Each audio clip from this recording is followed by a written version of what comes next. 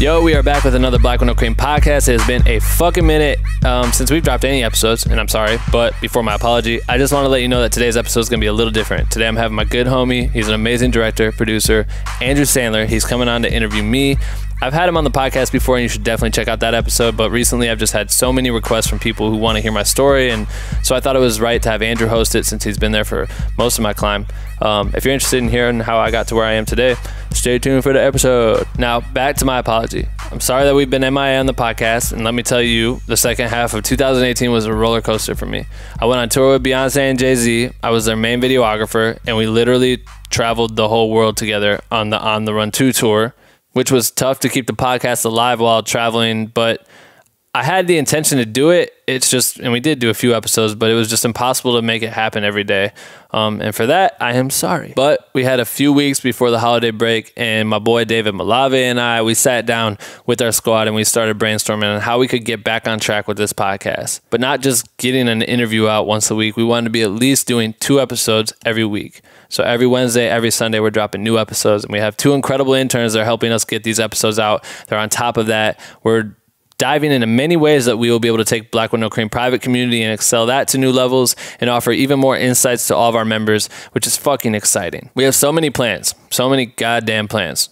I can't wait to roll them out and continue to build Black with No Cream to become the leading space for creators to come and educate and to build relationships within the industry, led by industry-leading professionals. When I started this community, I remember saying I wanted to create a space that I wish I had when I was getting my start. And we've fucking did it. We have over 4,100 members at this point, counting. They're actively shooting the shit in our private group on Facebook. They're sharing ideas, they're asking questions, providing tips and tricks, and connecting with each other all over the world. As we enter the new year, I'm going to commit to Black with No Cream 100%. So much so that I'm turning down production jobs so I can focus more time and attention to the community and its needs. There is a massive need for proper education, and I feel like there are so many creators who are out there offering fucking terrible advice. Motherfuckers running around shooting BTS videos for one music video, and then they're turning around saying that they're the GOAT, and this is why you should buy my LUT pack, and here's some fucking other thing I made, and here's a whole shit ton of courses that you can take to become a filmmaker. Dog, you are not a filmmaker. You're just getting started. And I'm not saying that I'm a professional who knows it all either. I'm just getting myself started. That's what makes Black with No Cream different. I'm not the only one running this. I've actually brought in GOATs who are making massive waves in the industry, real professionals. Some of them are in the private community talking with you every day. Some of them make enough time to chop it up with me for a few hours on the podcast and drop gem after gem after gem. And they give that to me to give to all of my members in my community. And best of all, we have a fucking community full of creators, big and small, new and old. Everyone's a student, and we are all coming together to learn. It's fucking brilliant. And with that being said, I'm excited to announce that I just launched our Black with No Cream Patreon page. If you haven't heard of what Patreon is, it's basically a platform where fans can support their favorite creators. I like the idea of Patreon, and I thought it would be a great way for our community to support our community. Our private community will still remain free to be a part of, and the podcast will still remain free to listen to and watch. We just make it so that if you contribute, you get access to the podcast a week early and some other fucking fire exclusive perks. So far, I've given thousands of hours of my time to build this group up and maintain it. I've exhausted many of my bridges to get it up and running, but I've been lucky enough to have amazing friends help me out by managing the group, lending me their expertise in designing a brand, offering their time to help me shoot a podcast or edit an episode, reached out and used some of their favors to get fire guests on the podcast. I've got and have had A1 interns from the start who go hard as fuck and cut each podcast episode for me. They make solid blog posts for me. They post that shit on the website. I've gotten lucky and want to eventually be able to hire these people. They help me help the community. Above that, I just want to invest into the idea, turn it into a massive educational system. I couldn't learn any of this from the college I went to, and I'm sure most of you guys can relate. We all signed up for a career where there is no security. You don't know when the next paycheck will come.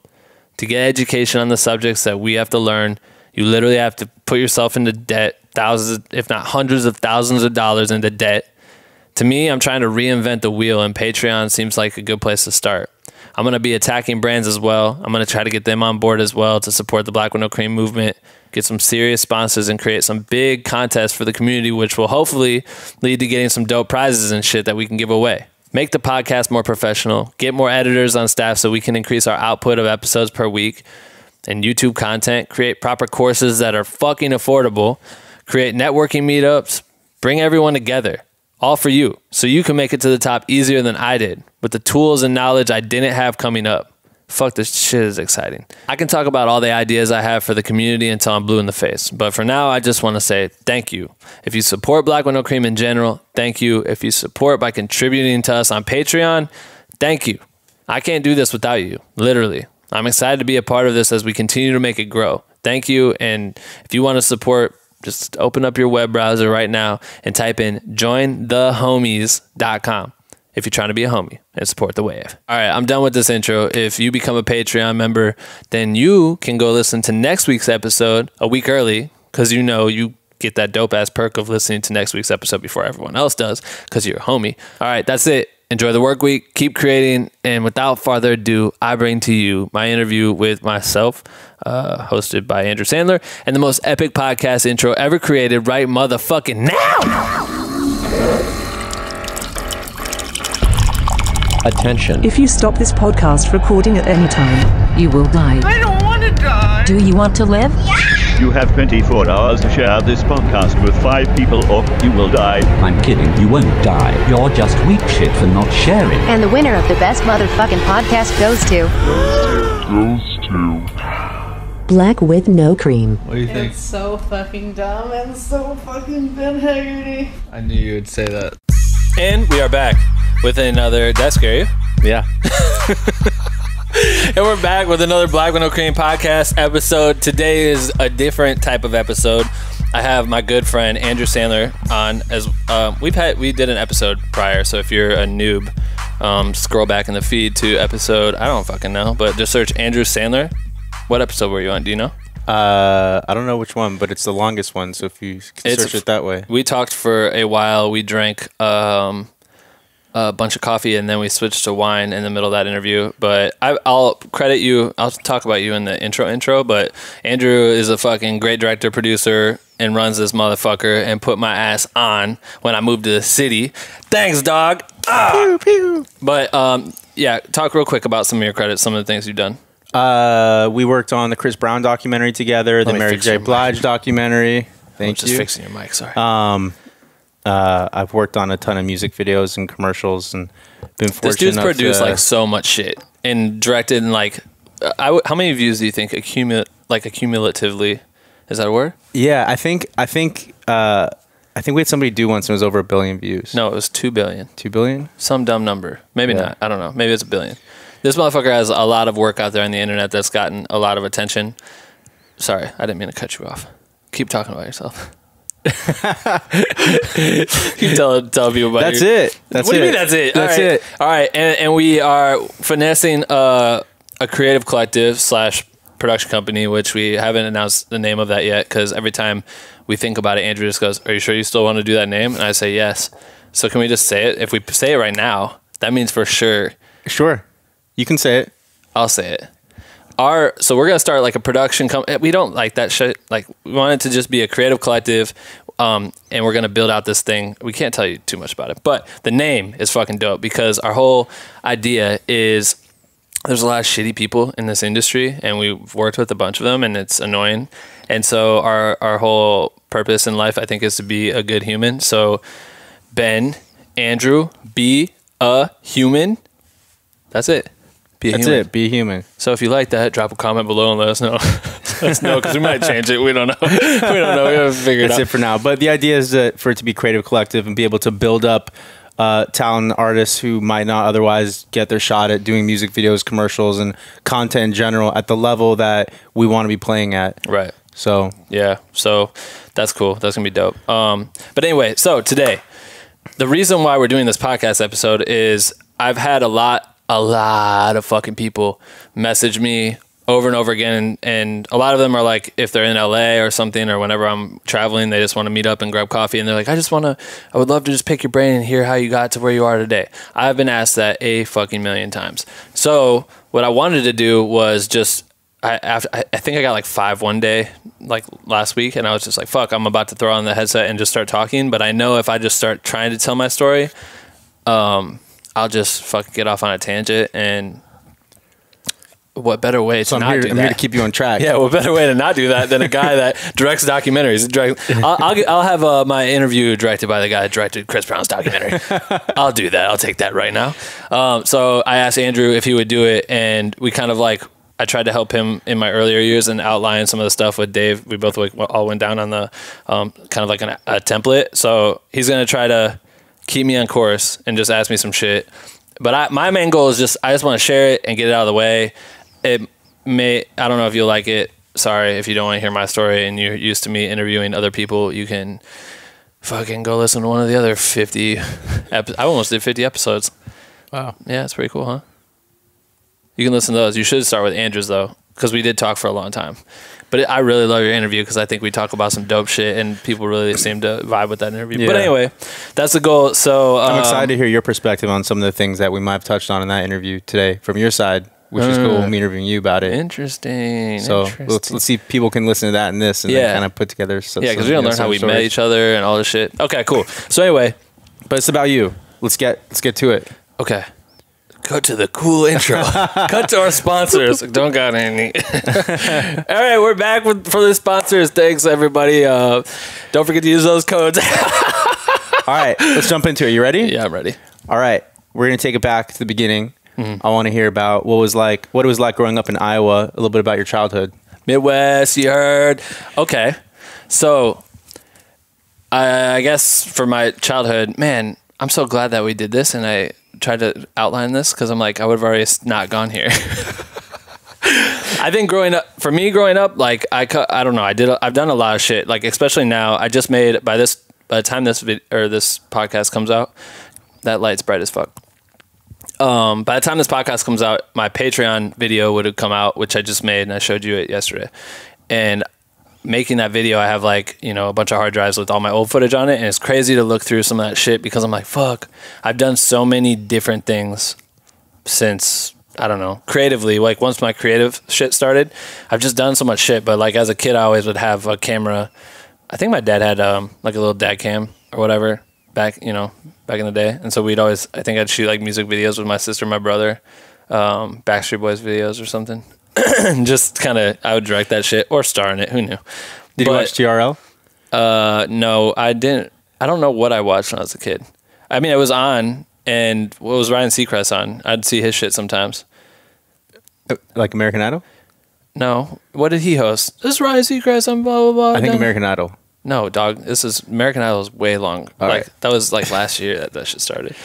But I didn't watch that much shit. I just thought it was cool, and we would film shit, and I just saw like Backstreet Boys and these bands like up there doing dope shit. Actually, the reason why I fucked with Backstreet Boys so hard was because why are we talking about them? Because they did a performance and they wore motorcycle like dirt bike chest protectors, and I rode dirt bikes when I was a kid.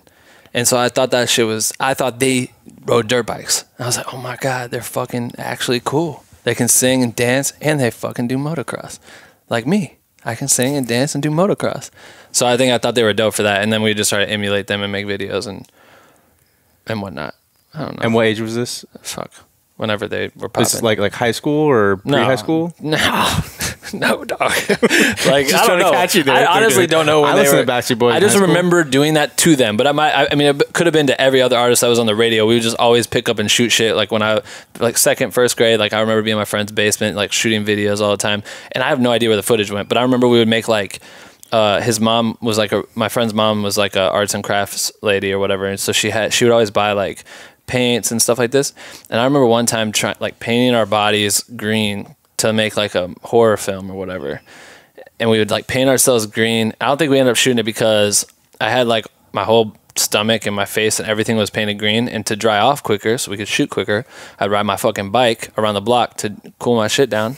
So I'm just cruising. I remember it like got so hard on my face, like it was like a massage thing where it felt so good, and the wind and everything was just like perfect at the time, where I just like kind of shut my eyes and my bike went off the street and I smoked this tree, like fucking hit this shit. That was just, it was battle wounds or whatever. Is that why your face is like that? Shit.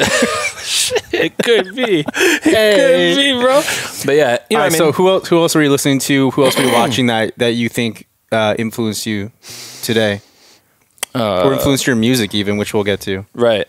So musically, I lived in Waterloo, Iowa till I was in second grade. Third grade, I moved to my house in Cedar Falls, and I hated it. I fucking hated it. We like kind of lived on the brink of like being in the country. So I was like 2 houses away from technically living in the country. So we were around cornfields and shit, and the neighborhood was just a bunch of old people. And my mom laughs about this shit all the time because she's like felt really bad that she took me from our cool neighborhood in the city and then like put me out here. And then I just was like not making friends with nobody. She's like, oh, in like 3 months he'll make friends with people. But then 3 months later, she swears that she walked outside one time and I had the basketball and I was throwing it against the fucking wall and I was just hitting it. I go, I hate this fucking house. Or I didn't say fucking back there. I hate this house. I hate this house. And I was just like, hated it. I couldn't make friends with no one. And then at some point, my neighbor, I met my friend Matt Schmitz. Shout out to Matt. He, I met him like in like 7th grade or 6th grade or early on 4th grade, I don't know. And he played in a band. So he had like this little rock band or whatever. And I remember going over there and getting to hear them play, and he like showed me. And then my dad bought me drums at one point for like Christmas. So I got drums and I never knew how to play them. And I think Matt was going to try to teach me, but Matt didn't really know how to play that shit. And so I just remember seeing their band, thinking that was so cool, and going to my first show in like 7th grade maybe, and we were in Catholic school. I went to Catholic school, so when I went to this punk show, it was like my first time seeing punk kids and these people that were like going against the grain and blah blah blah. And I was wearing fucking uniforms to school every day and didn't know much about anything outside of the world. Like 9/11, I felt like I didn't get it. I didn't understand it because at my grasp of the world and geography and like what the reality of that was, it didn't make sense to me. So going to a punk show, I like saw these people and I was like, what the fuck is all this shit? These kids are like fucking moshing and punching each other and jumping around, but it was all for like sport almost. And then the bands are playing and everyone's like respecting this music and shit. I just remember thinking it was so cool. And then Matt's band ended up becoming like the GOAT in our town. So like we would go to that band's shows all the time, and that started like introducing me to traveling bands that they would open for, and it would be like small shows, like 50 people we had this place called the FSU Garage, and it was like this tiny ass little garage with a shit ton of mattresses in it that people would steal. Nasty as fuck. And we had like little baby Jesuses that someone stole from a manger. I swear to God. And they'd hang them up on the ropes, and we'd hang and we'd fucking like grab the shit and swing across, and like everyone would mosh and jump around, and you'd run in mattress mosh, and this shit was so cool. But I'm like 8th grade, 9th grade going to this shit, like exposing myself to all kinds of shit at one point. Like all these dudes were young, living in this house. Did your family support this? Yeah. And are you the first creative in your family? Yeah, I'm the oldest too, so I was like the first. I mean, obviously I didn't know what the fuck was going on they would like try to take me to shows or whatever, and not like those, like they'd bring us to some shows, but they didn't really get it. They just knew I liked it, and I was getting into music and shit. So it's cool because I feel like they always supported me, even when we tried to like push the limits and be like, can we go to Minneapolis? Like that's like 3-hour drive. We wanted to go up there to see a show, and it was like really hard to get everyone to let us all drive. But eventually, when we were getting like 16, 17, they would start letting us go, or we would sometimes go and try to do all this shit. So I don't know. I just remember that getting introduced to like punk music and rock music, and that like kind of opened up my eyes to what I was like listening to and seeing, because at the time all I was listening to was like what was on the radio, like radio rock and roll, which is trash, and then like radio rap, which is nothing really, but I didn't really know anything else from other than that, you know what I mean? I wasn't introduced to anything until I got into that punk scene, which was cool. I don't remember what the question was. You answered it. Tight. So music was a big factor in your early childhood, but how did that play into being like other types of creatives, videography, right? Anything else that you remember early on? Well, like whenever we would, so cool. Then I go to shows. I start putting on shows. I would like book my own shows. Me and my friends, we all did it. And so we would book bands from out of town that would come through and like, hey, we're looking to play, like any money we can make would be cool, yada yada. That was kind of like the style of it at the time. That was like, there was like a big genre of how artists toured. They didn't have tour managers, they didn't have booking agents. That shit wasn't a thing. So you would get on MySpace and you would like lay out the map around the US and be like, all right, cool, it takes 400 miles to get to the city. That's, if we can make $50-$60 that way, we could get to the next, you know what I mean? It was really like that. So I started throwing on shows, and I remember seeing my friend Tim, who was in Matt's band. Tim had a camera, who was also on, Tim was on this podcast, Everyday Astronaut. Tim had this video camera, and it was like the dope skateboarding ones. You know what I mean? The ones that you hang up from the top. And I was like, what the fuck? Like a Panasonic, whatever the fuck. And I remember seeing that and thinking it was like the coolest shit. And he was at a show, he's shooting, and I'm like, oh my God. And I just really was obsessed with the idea of like filming things and music. So somehow at that point, like, I don't know if that triggered it. And then I just started like taking classes that had cameras and trying to get my hands on them. And then we would start skateboarding all the time. So we're doing like punk shows, going there, shooting the shit at the shows. Not like cinematically or stylistically, it was just like film capture shit. Like no one was really doing it. Like some of our friends would only be, there'd be like one person with the photography camera with the flash, and they're catching these cool punk shots.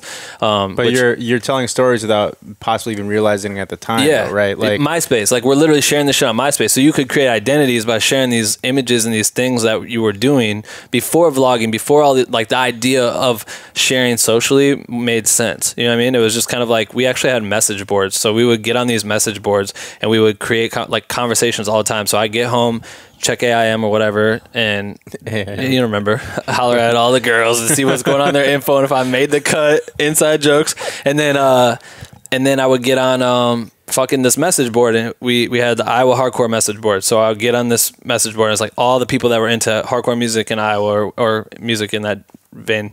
We would get on there and we'd like shoot the shit and talk about stuff, and people would share photos, they'd clown on each other, they'd share videos, but they'd talk about certain things. Hey guys, I was thinking about becoming an atheist today, let's all talk about it. And then people would just, and it'd be hundreds of comments from like this small niche community. But then you would go to a show in Des Moines, Iowa, which is like 2 hours from my house, and I know people there from this message board, and that kind of expands. So then you start like, by sharing and being active on the internet, you were like building community outside of just your space. But then that made your space stronger, because then people hear about what happens in your town. They hear about the garage shows, they hear about the venue shows, they hear about how we have 300, 400 people from the high school pull up, and no one has shows like that at the time, you know?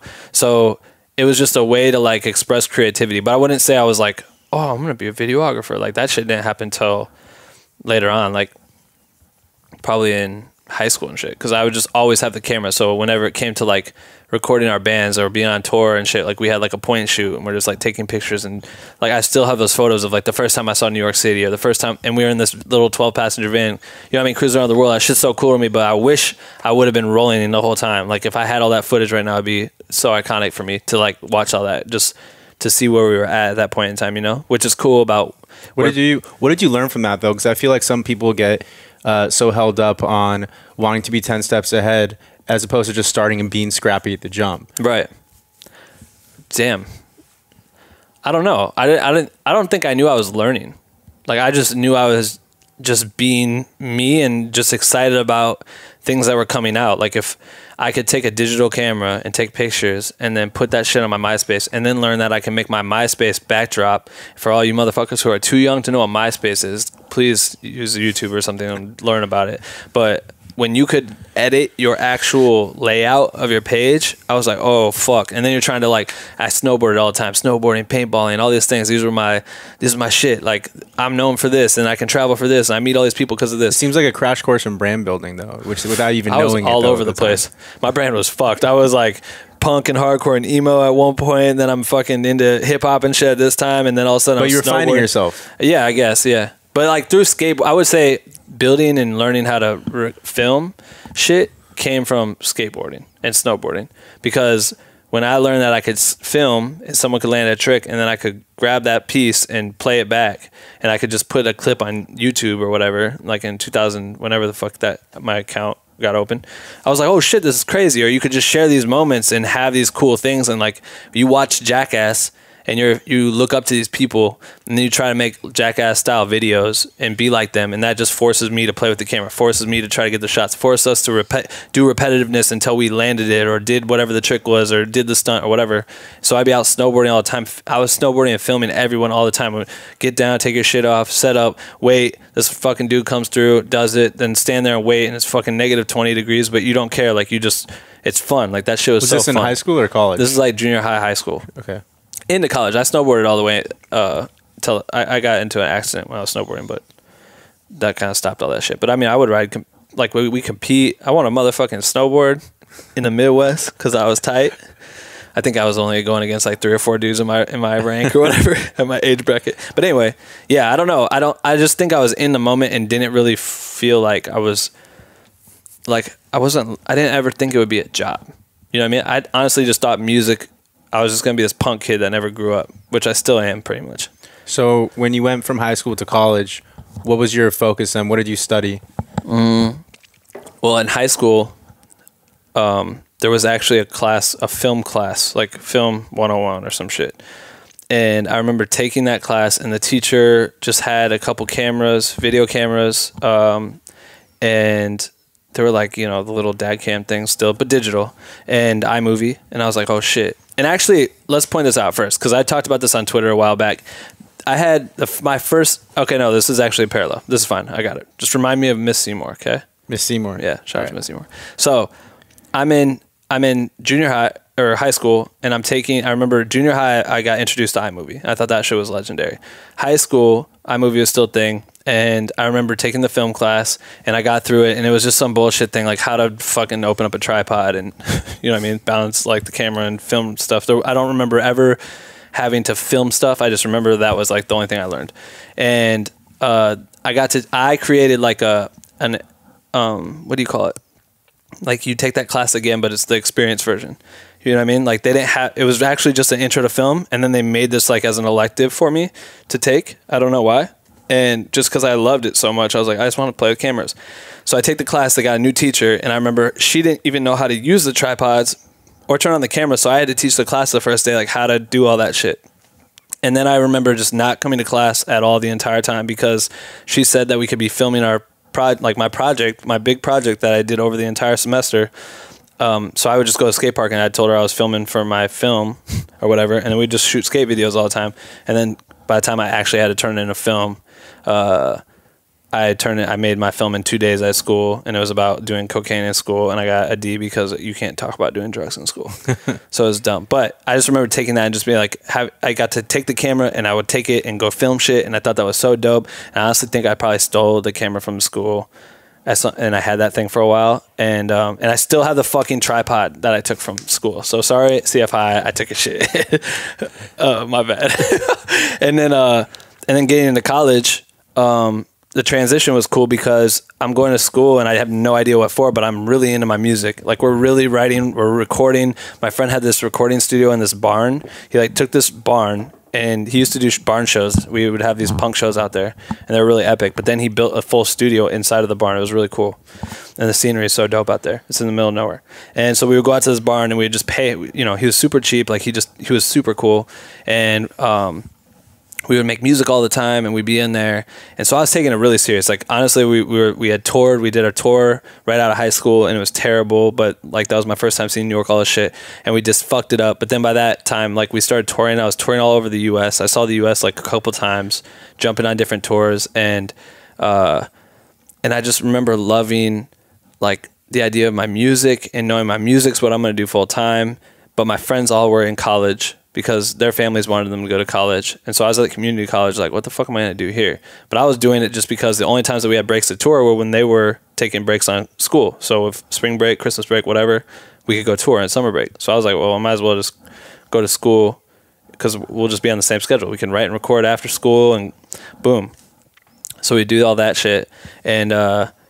And so then I just kind of had the camera and was filming what we were doing sometimes, like just filming stuff. Or if we had shows, I would get the cameras from school and like have my friends come film us and just film our sets. Like anytime I did something, snowboarding, whatever, I wanted my friends to film me just to capture me doing something that I thought I was good at.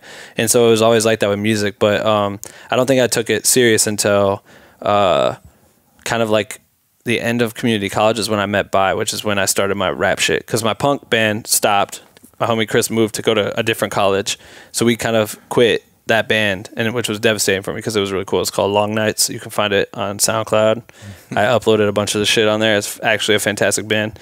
But we quit that, and I met my homie Bai, and we started talking about rap and shit. And so we kind of got into it there, and that's when that music started. But Miss Seymour. She's a goat. She was my... I don't know what grade I was in, like 4th grade or something at St. Pat's at my Catholic school. But she was the first person to make me edit a video, but it was like a slideshow. But it was one of those things where you're just making like this slideshow to music.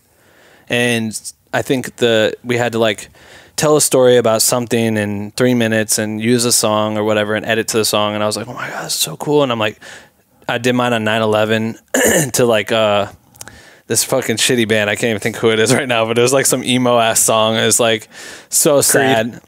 Something like that. I swear to God. But I would remember making it and being like, people were like wanting to cry, or I wanted to cry, or I remember it being emotional because it was like, wow, fuck, that was really sad, and like whatever, the song was perfect for the shit.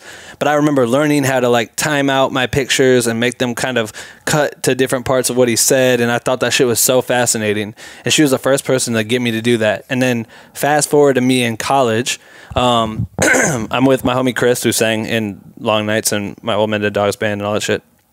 And we were out doing, his mom's friend was getting married. They're like this rich couple in town or whatever. And they hired us to drive golf carts to like shuttle people back and forth to their cars or whatever.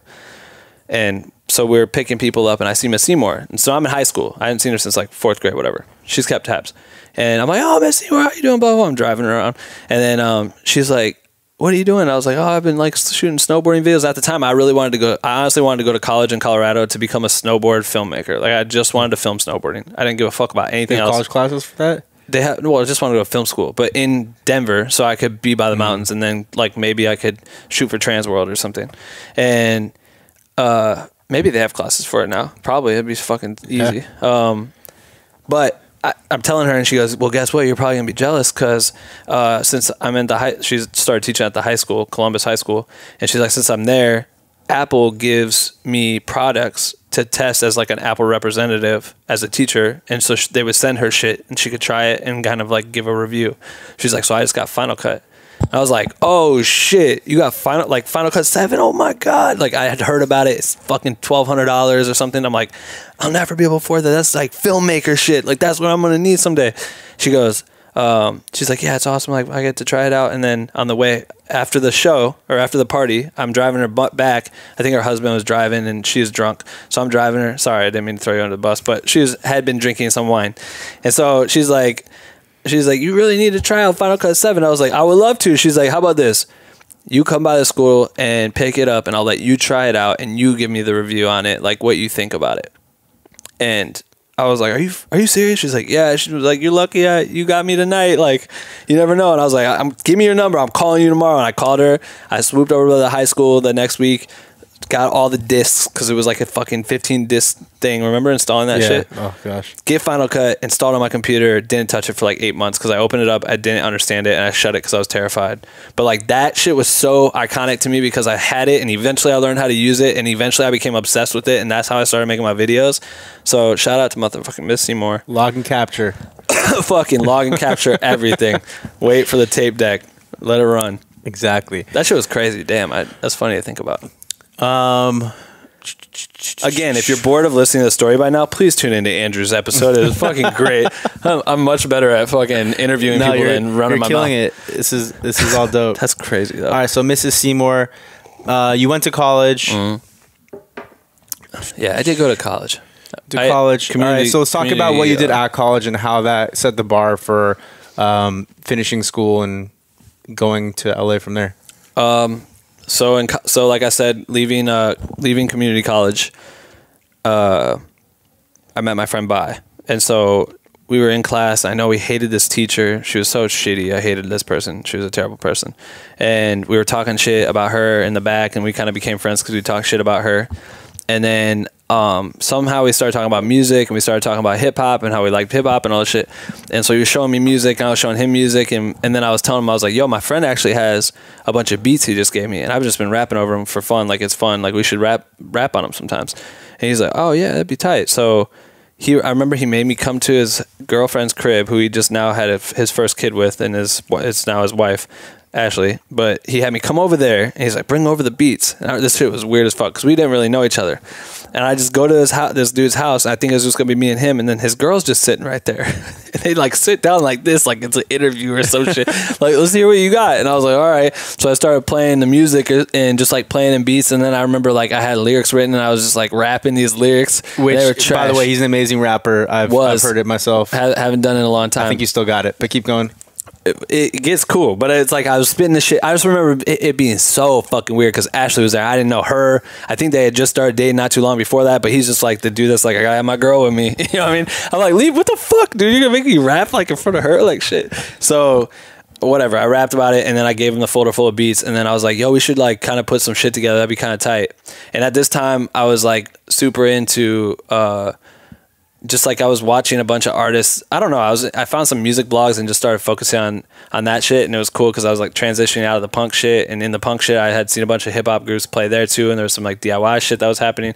I don't know. I just fell in love with it, and me and him started talking, and then he was educating me on so much shit in the black culture that I'm like learning all about this stuff, and it's just like I'm absorbed into what we were making for music, and just kind of like, I don't know. I was always a fan of hip hop and rap, but I also was limited to what I was able to like get. Like I didn't have access to shit, and no one was putting me onto anything. You know what I mean? Like there was no resource. None of the kids at my fucking Catholic school knew shit about hip hop. I got to public school, and I was just trying to find my identity. I didn't really know what the fuck I was doing. I was like, God, I don't have to wear a uniform anymore. I have to try to look like cool. I remember I bought these cool shoes in 9th grade and thought I was fucking gonna stun on everybody, and got these K-Swiss, whatever, made my mom pay like $100 for these shoes.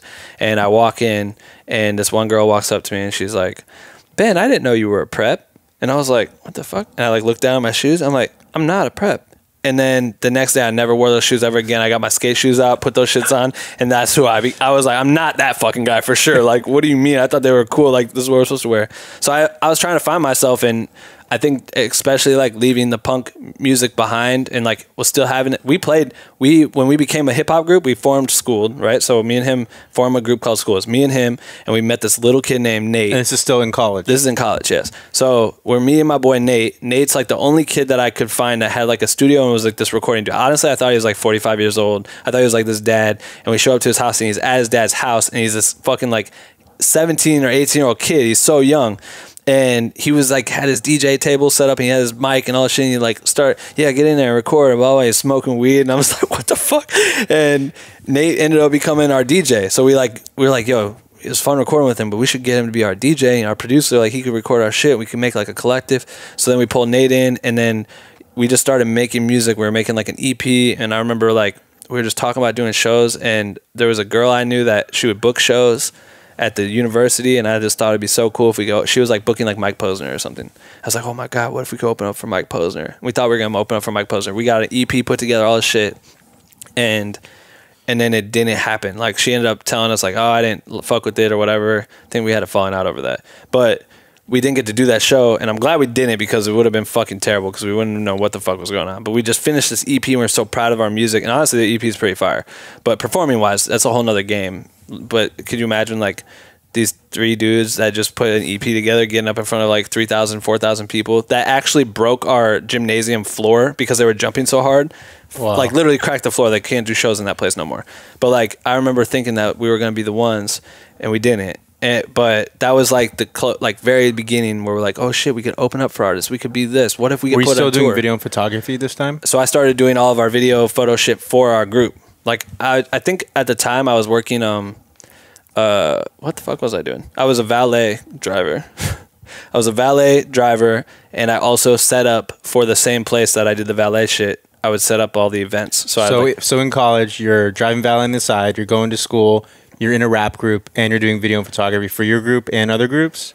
Or your group and other events in Iowa? No, I'm doing the video photography for me, for our group, and working as the valet guy, working as a setup guy, and just making music. I was doing the video like, we need to film this, so I'll film this. You know what I mean? I wasn't doing it like, oh, like I want to be a director, and I would like, this is a great opportunity for me to work with the group. Like I was just like, we need videos, and I'm the only one that has the eye right now and knows how to edit. So I would literally be like, we'd set up a scene like this, and I'd have my friend come through, and I'd give him the camera, and I'd be like, all right, cool. And I'd literally like have the shot set up, performing the shot, and then the rest of it I'd hop over, and I'd be filming by himself, or Nate by himself, or whatever. Like I was just so hands on with it, and then I'd flip over and do edits and all this shit. And so I remember doing all that, and I just like indirectly was like editing music video style shit with trash content. Like we weren't great, and we were by ourselves, but I remember doing that, and then just trying to emulate other artists that we were watching. Like I remember watching like Chitty Bang which was a really cool, like, I thought they were cool, like, fit our niche, like,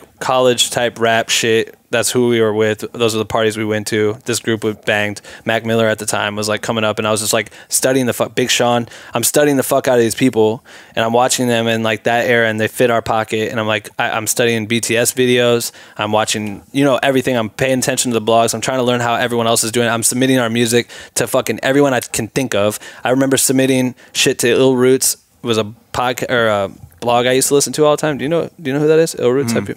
They would be like that. They were like they had this party at South by Southwest called the Illmore, and it's like the craziest party where all the artists would play at it. I don't know if they do it still, but full circle shit. Now Mike Carson, who would run that shit, is dating my homie Raven. So now I know Mike through him, which is funny because he does all Big Sean shit. But I remember sending that fucking dude emails after emails like, oh man, we need one opportunity. People do this to me now all the time, so it's funny, but it's like, I just want, like, we believe in our music. We believe we have this and that. Listen to this new song. Listen to this, which is so hard to, like, now thinking about it, like, they probably got thousands of those a day. It was never going to happen unless you knew these people, which is how I learned about, like, networking and the key of all that shit. But so you're finishing college. And at what point did the videography and photography supersede the band?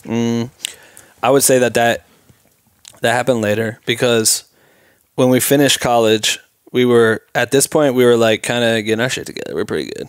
Okay, we were fucking rapping our asses off, playing every show that we could think of. Dog, I opened for Slick Rick the Ruler, like Slick. And I opened for from him to J. Cole and Big Crit and Chance the Rapper and fucking Machine Gun Kelly, Waka Flocka. Like, we would play the club parties where they literally had twerk contests and shit. And which is funny because we opened for Machine Gun Kelly, and then when you and me ran into him before you and him became tight, you like watch him. You're like, yo, bro, blah blah blah. And I was like, yo, we met before. And he's like, what? And I was like, yeah, I opened for you in Iowa City. And he like remembered that because he got arrested there and was like, oh yeah, I got arrested there. And his manager's like, yeah, that's the place with the fucking piano in the street. I'm like, yeah, you know, you remember Iowa City, all the places you guys been, all the times you probably got arrested. Like, damn, you remember that shit. That was crazy. But doing that, we were opening up for all these artists, trying to get our shit together and like really hone it in. And we also, at the time, my boy Marcus Frisky, your boy as well, Marcus moved around, and he ended up going down to and this is the guy who made the beats originally for Schooled. This is the shit I played for Bye and rap to Bye about. And he moved down, and he's in Florida, and he starts working for EA Sports. So at one point he called us and was like, yo, and at this point I think we had started this thing called Our Way Monday. So every Monday, me and Bye and Nate and our squad would like film these videos and songs, and we put out a new song and video every Monday. And I think we did it for like 14 weeks straight or something. But I'm shooting, editing, pretty much everything. My homie Mark Less, he would do it. I think Dusty Dink did it. Everyone was kind of helping us out that we were friends with at the time. Greg Lilly, all these people. And so it was all my college friend film people. We were like utilizing our space, utilizing our gear at the college. I had bought a 7D, so I started shooting everything on the 7D, figuring out how to shoot in slow motion was lit. And we were just shooting all this content. And so Marcus is like, yo, I have an opportunity. I think I could give your song to my boss and get them to put it on this like trailer video that's going to announce the new Madden game. And we're like, oh, fuck, we made it. Like, and so we started working on this song. We made this song called Sidelines. And you can find that shit somewhere on YouTube. But we started making Sidelines, and it was a perfect song for this trailer, and they loved it. Boom. He's telling me all this shit. It's gonna come out on ESPN. It's gonna debut on ESPN. It's gonna get millions of views on YouTube. All this shit. And I'm like, oh my god! Like, I've seen, like, from studying the game, I've seen this shit happen. Like, I've seen this shit happen with like Mac Miller, and a song goes viral, and all of a sudden he becomes the guy that travels around and plays to 3,000 people, 4,000 people every night, and turns into who he is. Rest in peace. And we were so stoked, and we worked so fucking hard on that song, and then last minute, the day it's supposed to come out, we literally were at the bar that night, like telling everyone, oh my god, we're gonna be on ESPN, like our lives are different, see yo, we're fucking out of here, like we're getting a house in the hills, like we're fucking gone. And it didn't drop. And we're like, what the fuck? And then Marcus called me, and I think he was like nervous or whatever, but he told me like, yo, the reason, like the guy who was in charge basically was like, oh, cool. And then randomly was like, oh, actually, let's switch it for this. I like this vibe of a song, and put some country loop that they found or whatever on the shit. And they put it out, and it went on ESPN and did all this shit. And our song wasn't there, and we were devastated. I remember being so fucking shook on that shit. Like, Bai and all them, everyone was bummed about it. And it was hard to get back into the swing after that because you feel so defeated. And we had local shows, and we were selling out our hometown shows and like, you know, 500, 600 people. We were making a few $1,000s. Like we did one show after doing the RY Monday thing, and we booked our own show and we put it on. And we made this shit like, dude, I'm talking about like I was so obsessed with the idea of the show and the experience and making sure it's not just people come, we grab the mics, rap shit and go. It was like, we're going to have an entrance. We're going to have an intro song. We fucking bought LED sticks and shit and balloons and stuff. And we went into the venue the day before and we're hanging them individually. And like, it was a whole event. And like, that shit was so big that we had a line outside the door and it was sold out by 8 p.m. and no one could get in. And it was so crazy. Like we're stage diving. It was nuts. And those were the shits that we were doing. So we were doing that and we got some money. And then when Marcus hit me up again later on, like, hey, I got another opportunity for you at EA. Like, send me another song by tomorrow. And we had like 2 more shows that I think we were trying to get ready for. And everyone was kind of like torn, like, should we stop preparing for these shows and focus on this thing that probably won't happen because look what happened last time. And that just kind of messed everything up because I knew it was this massive opportunity, but without the squad, like I couldn't turn it around. And it was either going to be us or some other guy, and the other guy got it. So it's not like Marcus wasn't telling the truth or nothing. It's just that he wasn't in the position to be able to say, this is happening for sure. So he would just say like, oh, it could either be these people or these people. Submit, and I can give it to the guy, and hopefully the guy picks you, and then you can have your song on this video, which will get a bunch of views, and people will find out about you. So we didn't do it, and it was a fuck up because I watched it come out, and I was like, fuck. That could have been it. Like, that could have been the one. And then when he hit us up again the next time, I remember going in the studio, and everyone at this point is kind of scattered. Like, Bai, I know his dad passed away in Africa, and he had to, like, he's dealing with his family and all this shit, and he had his job and everything. So he's dealing with that, and Nate's going through it, and I'm like, trying to figure out my shit. And so I remember they called us for the EA thing, and I tried to get everyone together, and no one really showed up yet. And then we went, and then I was with my boy Chuck and Mark, and we started putting the songs together, and we got one out. And this was kind of when I put my first song out. It was like by myself. So we had a couple EA songs come out as Schooled and then by myself, and I had it out there. And I just was like, well, we need to start kind of separating ourselves in case situations happen. Like, oh, cool, we could do something. It's the better of the group. Like, because if I get put on, it doesn't matter because you're my boy, so I'm going to put you on if anything happens. Like, if I get a song that goes viral or some shit, then cool, people will respect what I'm doing. And then when I bring you, they're just going to respect you because you're with me. So that was my mentality. So we kind of invented our identities because at the time, me and Bai would just rap as Ben and Bai. But then Bai created Oh Bai, and I created Ben Real. And so then I'm Ben Real. And then I'm Ben Real vs. World when I started doing my solo shit because I'm like, man, it's tough to get people to do shit. I've had all these bands. I've done all these things with different people, and shit just don't work. Like, you know, life is fucking hard, and everyone's got reality to take care of. And I was just so set on not letting anything get in the way of that, and I would do whatever it took to make it happen. So I just feel like at the time it was always just me versus the world. It was always me versus everyone else, and I'm trying to figure out how to make it happen. Even with support of your homies or whatever, like everyone's always gonna have some other shit. Especially now, like we see it all the time. People won't do anything for unless there's a bag with it or this and that. Like you always run into shit. So I don't know. I just kind of started chasing that, and I think that's when I transitioned to. I think around that time, that's when you hit me up, because I had gone out to LA before, but I didn't meet you then. I went out to LA with my friend Chuck, and this is around the Sidelines time. So I'm in LA, and I got to see everything for the first time. Like, I've been to LA with our punk bands, but it was like we were literally sleeping at fucking Santa Monica Pier, like by the beach. Didn't, you know what I mean? No hotel and shit. And so it wasn't seeing LA. But when I came out to LA for the first time, I was with my boy Chuck, and I meet Craig, who I then end up living with later on. But I met Craig, and I'm at this house, and this house is so cool, and they got all these opportunities there, and it's like seemed really dope. We're making music. I met like DJ Mustard, some of his people and shit, and I was like, oh, that's so cool. And we went to Travis Barker's personal studio with some girl who knew the dude that does all his content. And she's like, you want to come with? So we're like, yeah, cool. So we pulled up on his studio. I remember being in his studio and seeing like pictures of him and his family in the bathroom and shit, and being like, this is crazy as fuck. Like, it's that tangible. Like, it was that easy for me to walk away from that situation and be like, I'm on to something. Like, I was just there and got into a situation where I'm in the dude that fucking played in all the bands that we loved. I'm in his fucking personal drumming place. Like, I played on his fucking drums. Like, he follows me on Instagram now, which is funny as fuck. So I hope he is listening to this podcast because I played on your shit, and I FaceTime my boy who's obsessed with you, and I showed him your drumstick. I wish I would have stole the drumstick at the time because that shit was just so crazy to me. And I left, and that's when I like really kicked shit into gear, making music, making our content. So you went back home. I went back home. This is before I linked with you. Yeah. So I go home, And I think but you got that taste of LA. Got a taste, or early taste of LA. It wasn't even like the full thing. It was just like a good little lick. And, you know, I was like, it was a good little ice cream cone.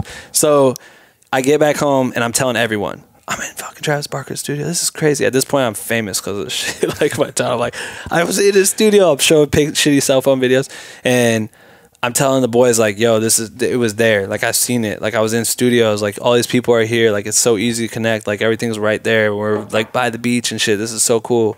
And I don't know what it was. Like I think at the time everything was kind of falling apart, and I remember I started doing my solo shit. I got pushed into doing the solo shit because our group hadn't been doing anything, and I started working on my solo music. So I'm like writing with Chuck and Mark and buying them. They're all busy as fuck, and we're doing some school shit every once in a while, but not really. And I remember our friends in this group called Time Flies, Cal and Rez, would hit us up. We would open for them. And these dudes, I didn't know them the first time we opened for them, but they had us we got to play 3 of their shows in the Midwest. And they were the best shows of our life. It changed the way I did everything musically. Because I saw them perform and how they handled a crowd and how they did it. And we just studied real quick. And we tried to be just like them. But we played like 800 people one night, sold out. 700 people this night, sold out. Like 650 in this tiny ass 500 person room, sold out. Girls were fucking 95% of their fans are girls. So it was just loud as fuck there, loving it. They didn't know who we were. They thought we were on tour too. They thought we were from fucking LA or some shit. They had no idea we're from 40 minutes away. And they're piling on stage. They're going nuts. I'm stage diving. Fucking, it was crazy. Like I've never experienced anything like that. So anytime they came through, I would like fingers crossed that we got to do it again. And they became good friends of ours. And so Cal, I remember, hit us up, and he hit up the college. So they played at my university, and they were gonna play there. And I remember hitting up my friend who was working it, and I was like, "Yo, I wanna play this show for sure. Like, please let us play." And he's like, "Oh, we can't book you because we just had you play open for this dude Hoodie Allen." And I was like, "Fuck, damn." They're like, "We gotta give someone else a chance that's local." And I was like, "I hear you. All right, cool, fuck it." And then he hits me back like, "Hey, actually, their management hit us up and told us that they want schooled on this shit.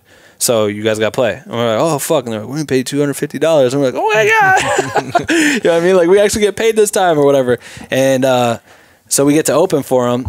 But the problem is that school wasn't really doing anything. And I had this whole mindset of like releasing my project and becoming a solo artist that could run parallel with whatever school did. And Bai was going to put together his own project. So we're kind of in that lane right there. And I didn't really want, like, to me, Time Flies was my way out, right? Like these dudes were cool and they toured a lot and they did full cities. And I really thought of it as like a way to maybe get to open for them, maybe get to be on a song or do something. You know what I mean? Like they were my first famous friends. They were actually famous. They would play in front of thousands of people and they go nuts. And so I didn't want them to see Schooled it hadn't developed really since the last time they saw us because we had just been on hiatus and shit. And I've been doing these EA songs and trying to do all this stuff, so I kind of had a little thing. So I wanted them to know, like, hey, the truth is, like, we've been whatever, and I want to let me open for you. They actually didn't. I didn't tell them this stuff, but this is what I'm thinking of. So I sit the guys down, I'm like, "Yo, I really think like I got to do this by myself. Like I need to hit this show. Like we haven't done shit in a while. Like whatever." And everyone was supportive as fuck. So me and Chuck, my homie Chuck, we started putting everything together. This dude's a fucking beast producer, and he lives in Iowa. He needs to not live in Iowa. I'm gonna put him on at some point whenever the day is right. But he played keyboard and would DJ, quote unquote, and then I rapped. And so it was my first time doing a solo show, and we had to open for like it was like 1,200 people or something in my hometown, in my fucking hometown college. So everything we got right for it, and we played this show, and I was nervous as fuck, and I killed it. And I even had like Bai came out and like performed. Is this before you went to South by Southwest? This is right before I came to you, which I think this was all kind of around the same time. I think I went to South by Southwest also before that. And that was kind of, no, this is after, I think. So I go, damn, I don't know. Fuck, when did I go there? Basically, the end of this, so this basically ends with me playing that show. I get all my nerves out, and I play that show, and I had fun. And then we turn around and play with them like 3 weeks later at the other university down like 2 hours away from me, ISU. And I played that show, and that was the best show of my entire life. It was like 2,000 or 3,000 people.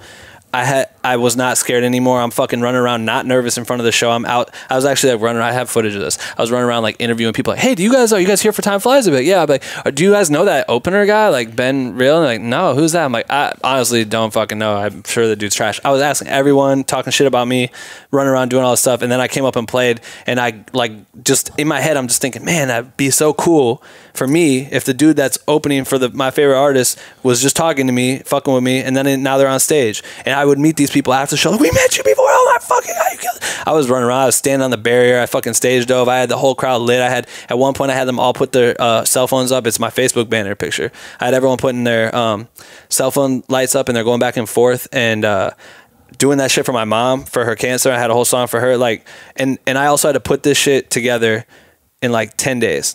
For the first Time Fly show. I basically said yes, and then had to fake like I had been an artist and had an entire live show in 10 days. And my mom got her cancer in that whole period. It was fucking the craziest, most stressful week of my life. And so me and Chuck were pulling songs together. I'm at his house every day. I'm buying in-ears for the first time. I'm trying to like make it professional. And we're writing. I would literally take like a verse that I had from a school song, and then I merged it with like another verse. Like probably didn't even make sense, but it just flowed. And I was like, I just need songs at this point.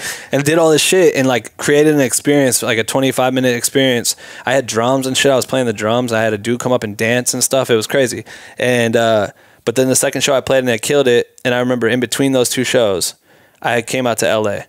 So you flew me out to LA. So all while this was happening, one of my best friends, Whitney, was dating Andrew at the time. Shout out to Whitney for that.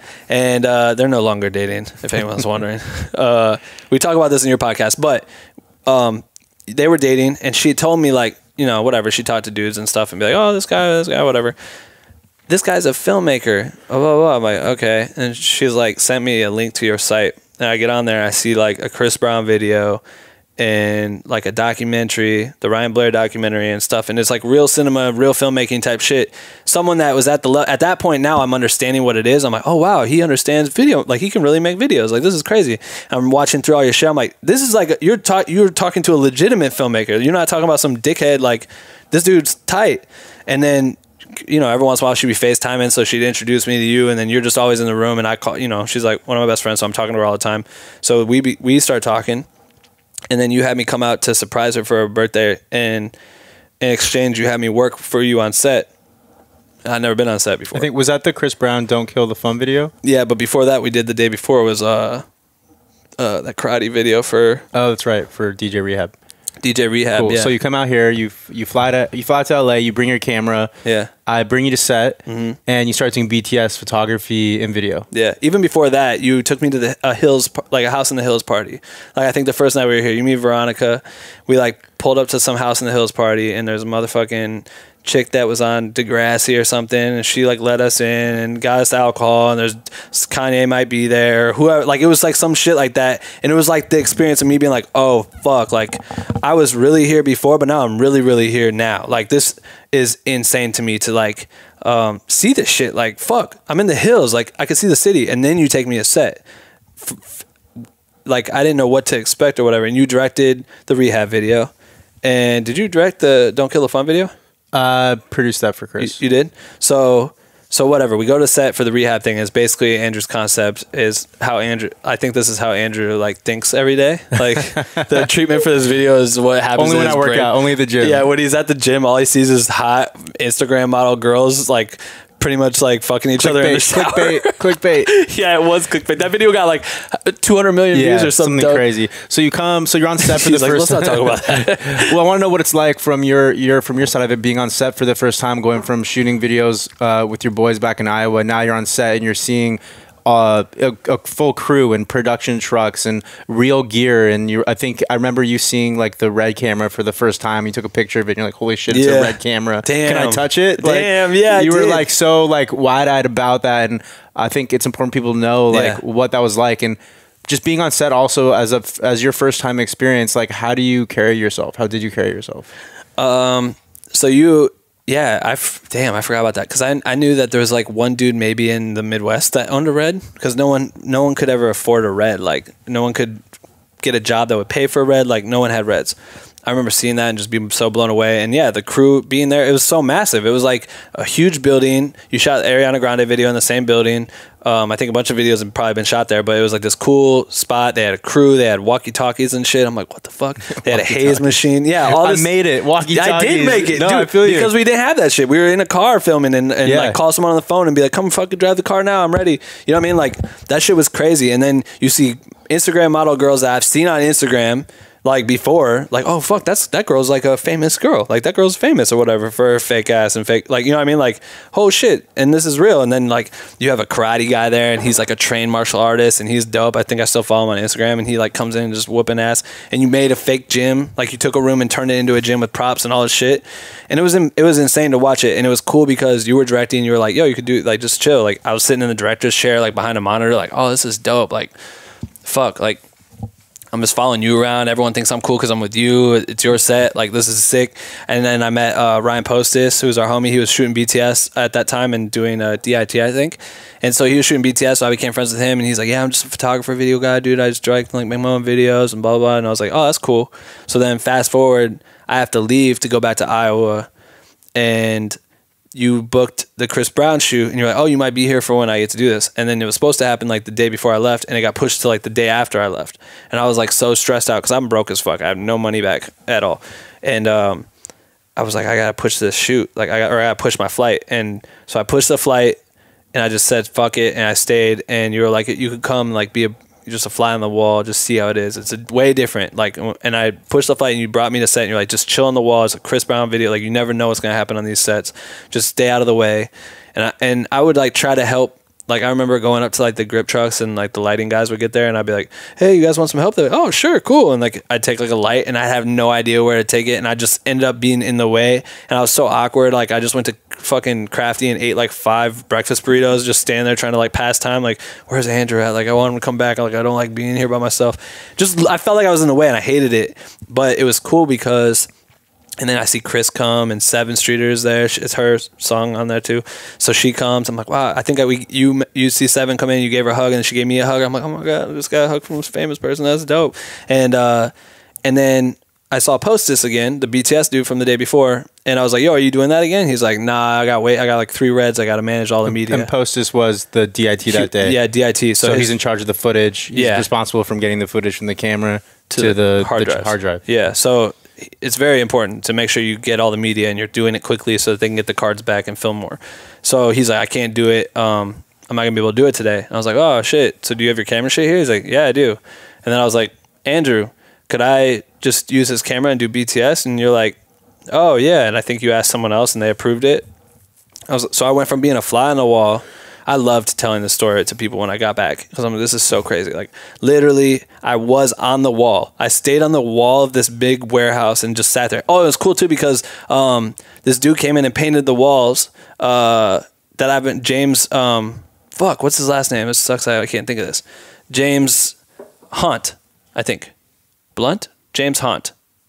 Something. He's an insane artist. Like, this dude, I've been following his shit for months. And I look over and he's just fucking doing a mural on the wall. And I'm like, oh shit, that's the guy. And I'm BTS now, so I just walk up and I'm filming him. I'm like, this is so cool. Like, I'm filming this dude that I've been watching online for so long. And then Chris gets there and he walks in. It's like a fucking entourage and all this shit that you imagine to come with Chris Brown.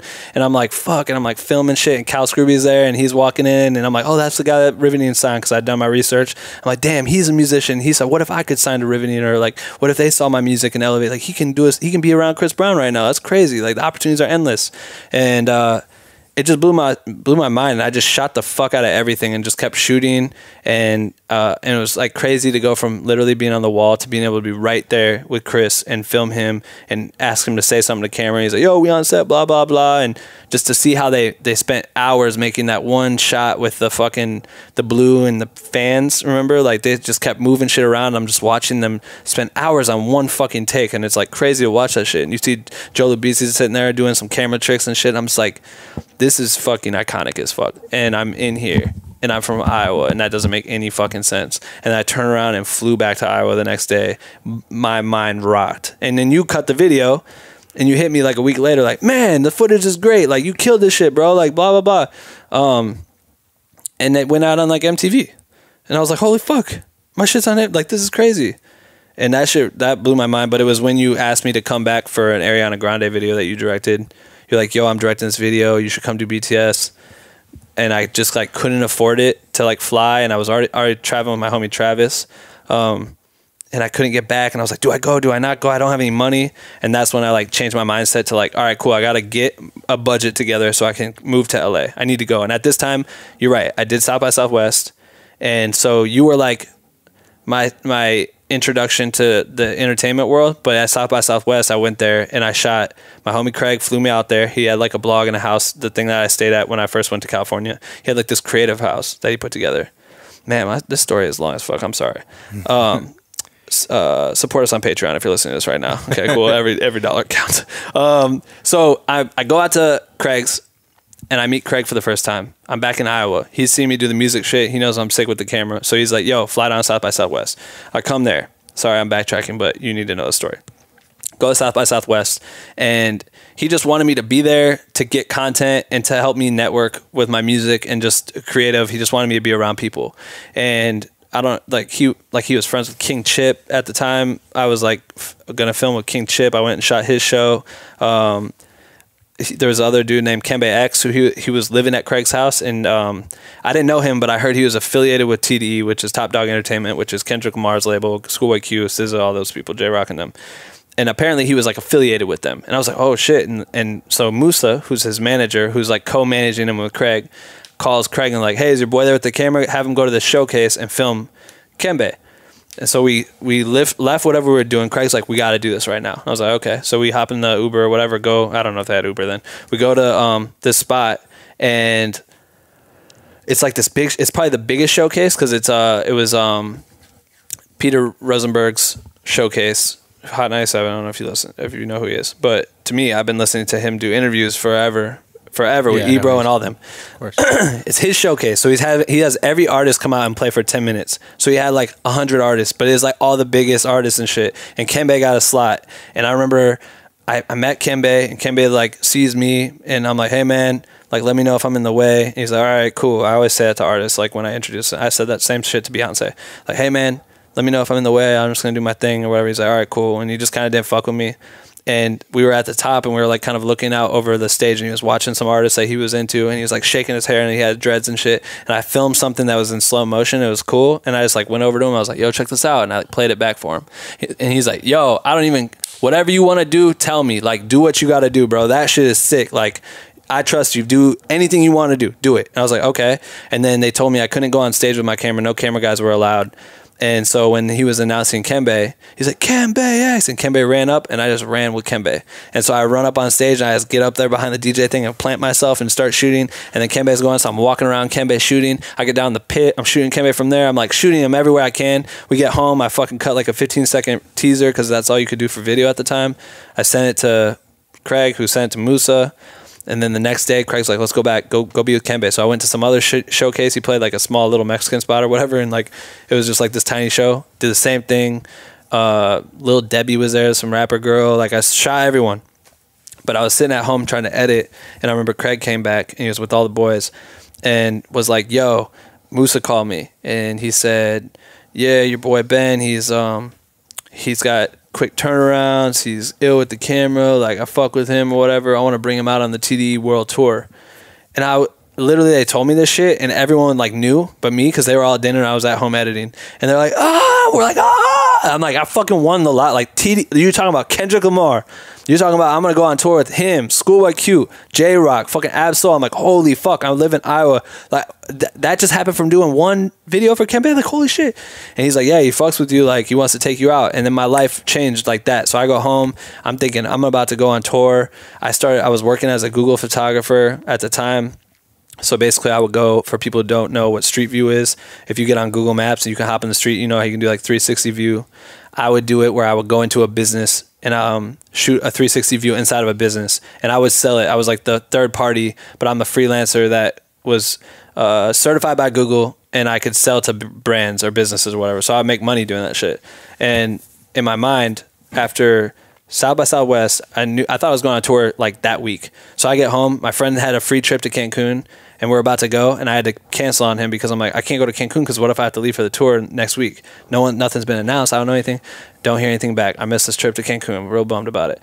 Then weeks go by, nothing happens. I call Musa. Hey man, Musa's fucking, shout out to Musa. You fucking cannot understand what you're saying on the phone. He's like, blah, blah, blah, blah. I can barely hear him. I pulled the car over when I got him on the phone. I'm like, what'd you say? I'm like trying to talk to him. He's like, yeah man, we're gonna hit you up soon, like blah, blah, blah. And that was it. And I'll be like, so what the fuck? Like, when am I going on this world tour? Like, this is crazy. Like, I've already like prepared for this shit. And it ended up in my mind, I'm like, this isn't happening. And I got nervous because I'm like, Musa knows I'm tight and he's in LA and Craig's in LA. I'm like, I gotta get to LA.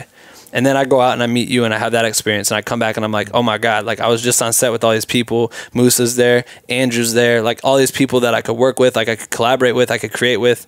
At the time, I'm starting to get way more into the video side of shit. I'm flying my drones. I'm doing the Google photography. So I'm learning how business works.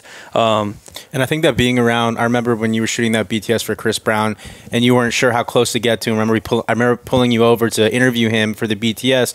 But I think between that experience and South by Southwest is practice for everything that you do now, because when you're shooting these artists, there's a certain dance to it, right? A lot of people can shoot, but what you were learning early on without even knowing it is like learning that dance between the artist and the shooter, when to get close, when to stay back, right? Yeah. Because you have to know when I think people think things happen overnight, and it's not the case. It's like you're learning this as you're going, and you're using these people as practice. Definitely. And how to talk to and communicate to them, right?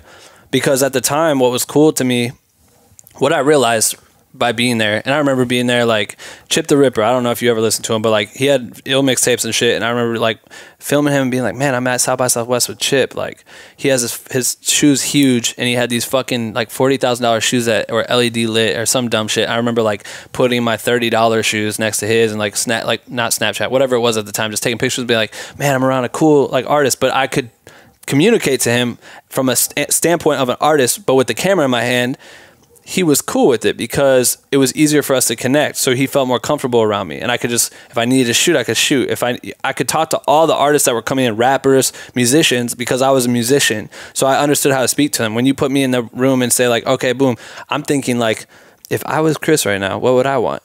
Oh, I want to get ill fucking shots of this painting and ill shots of that camera guy. I want to show the magnitude of how much money I spend and all this stuff. I want to capture all this. So I'm thinking, all right, cool. What if I do this? What if I do this? So when I got home, I knew, I was like, I gotta change everything. I gotta go to LA. I've been saying to everyone, we gotta go to LA forever, and no one would do it.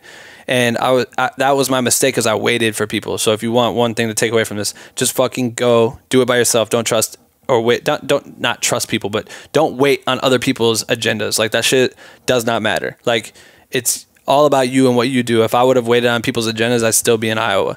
And I knew I needed to go. So the Google thing fell into my lap. A friend that runs a bunch of businesses out there told me about it, and I didn't really understand it, but he's like, I'll pay you, I'll be your first client if you do it, if you get certified. And so I got certified randomly.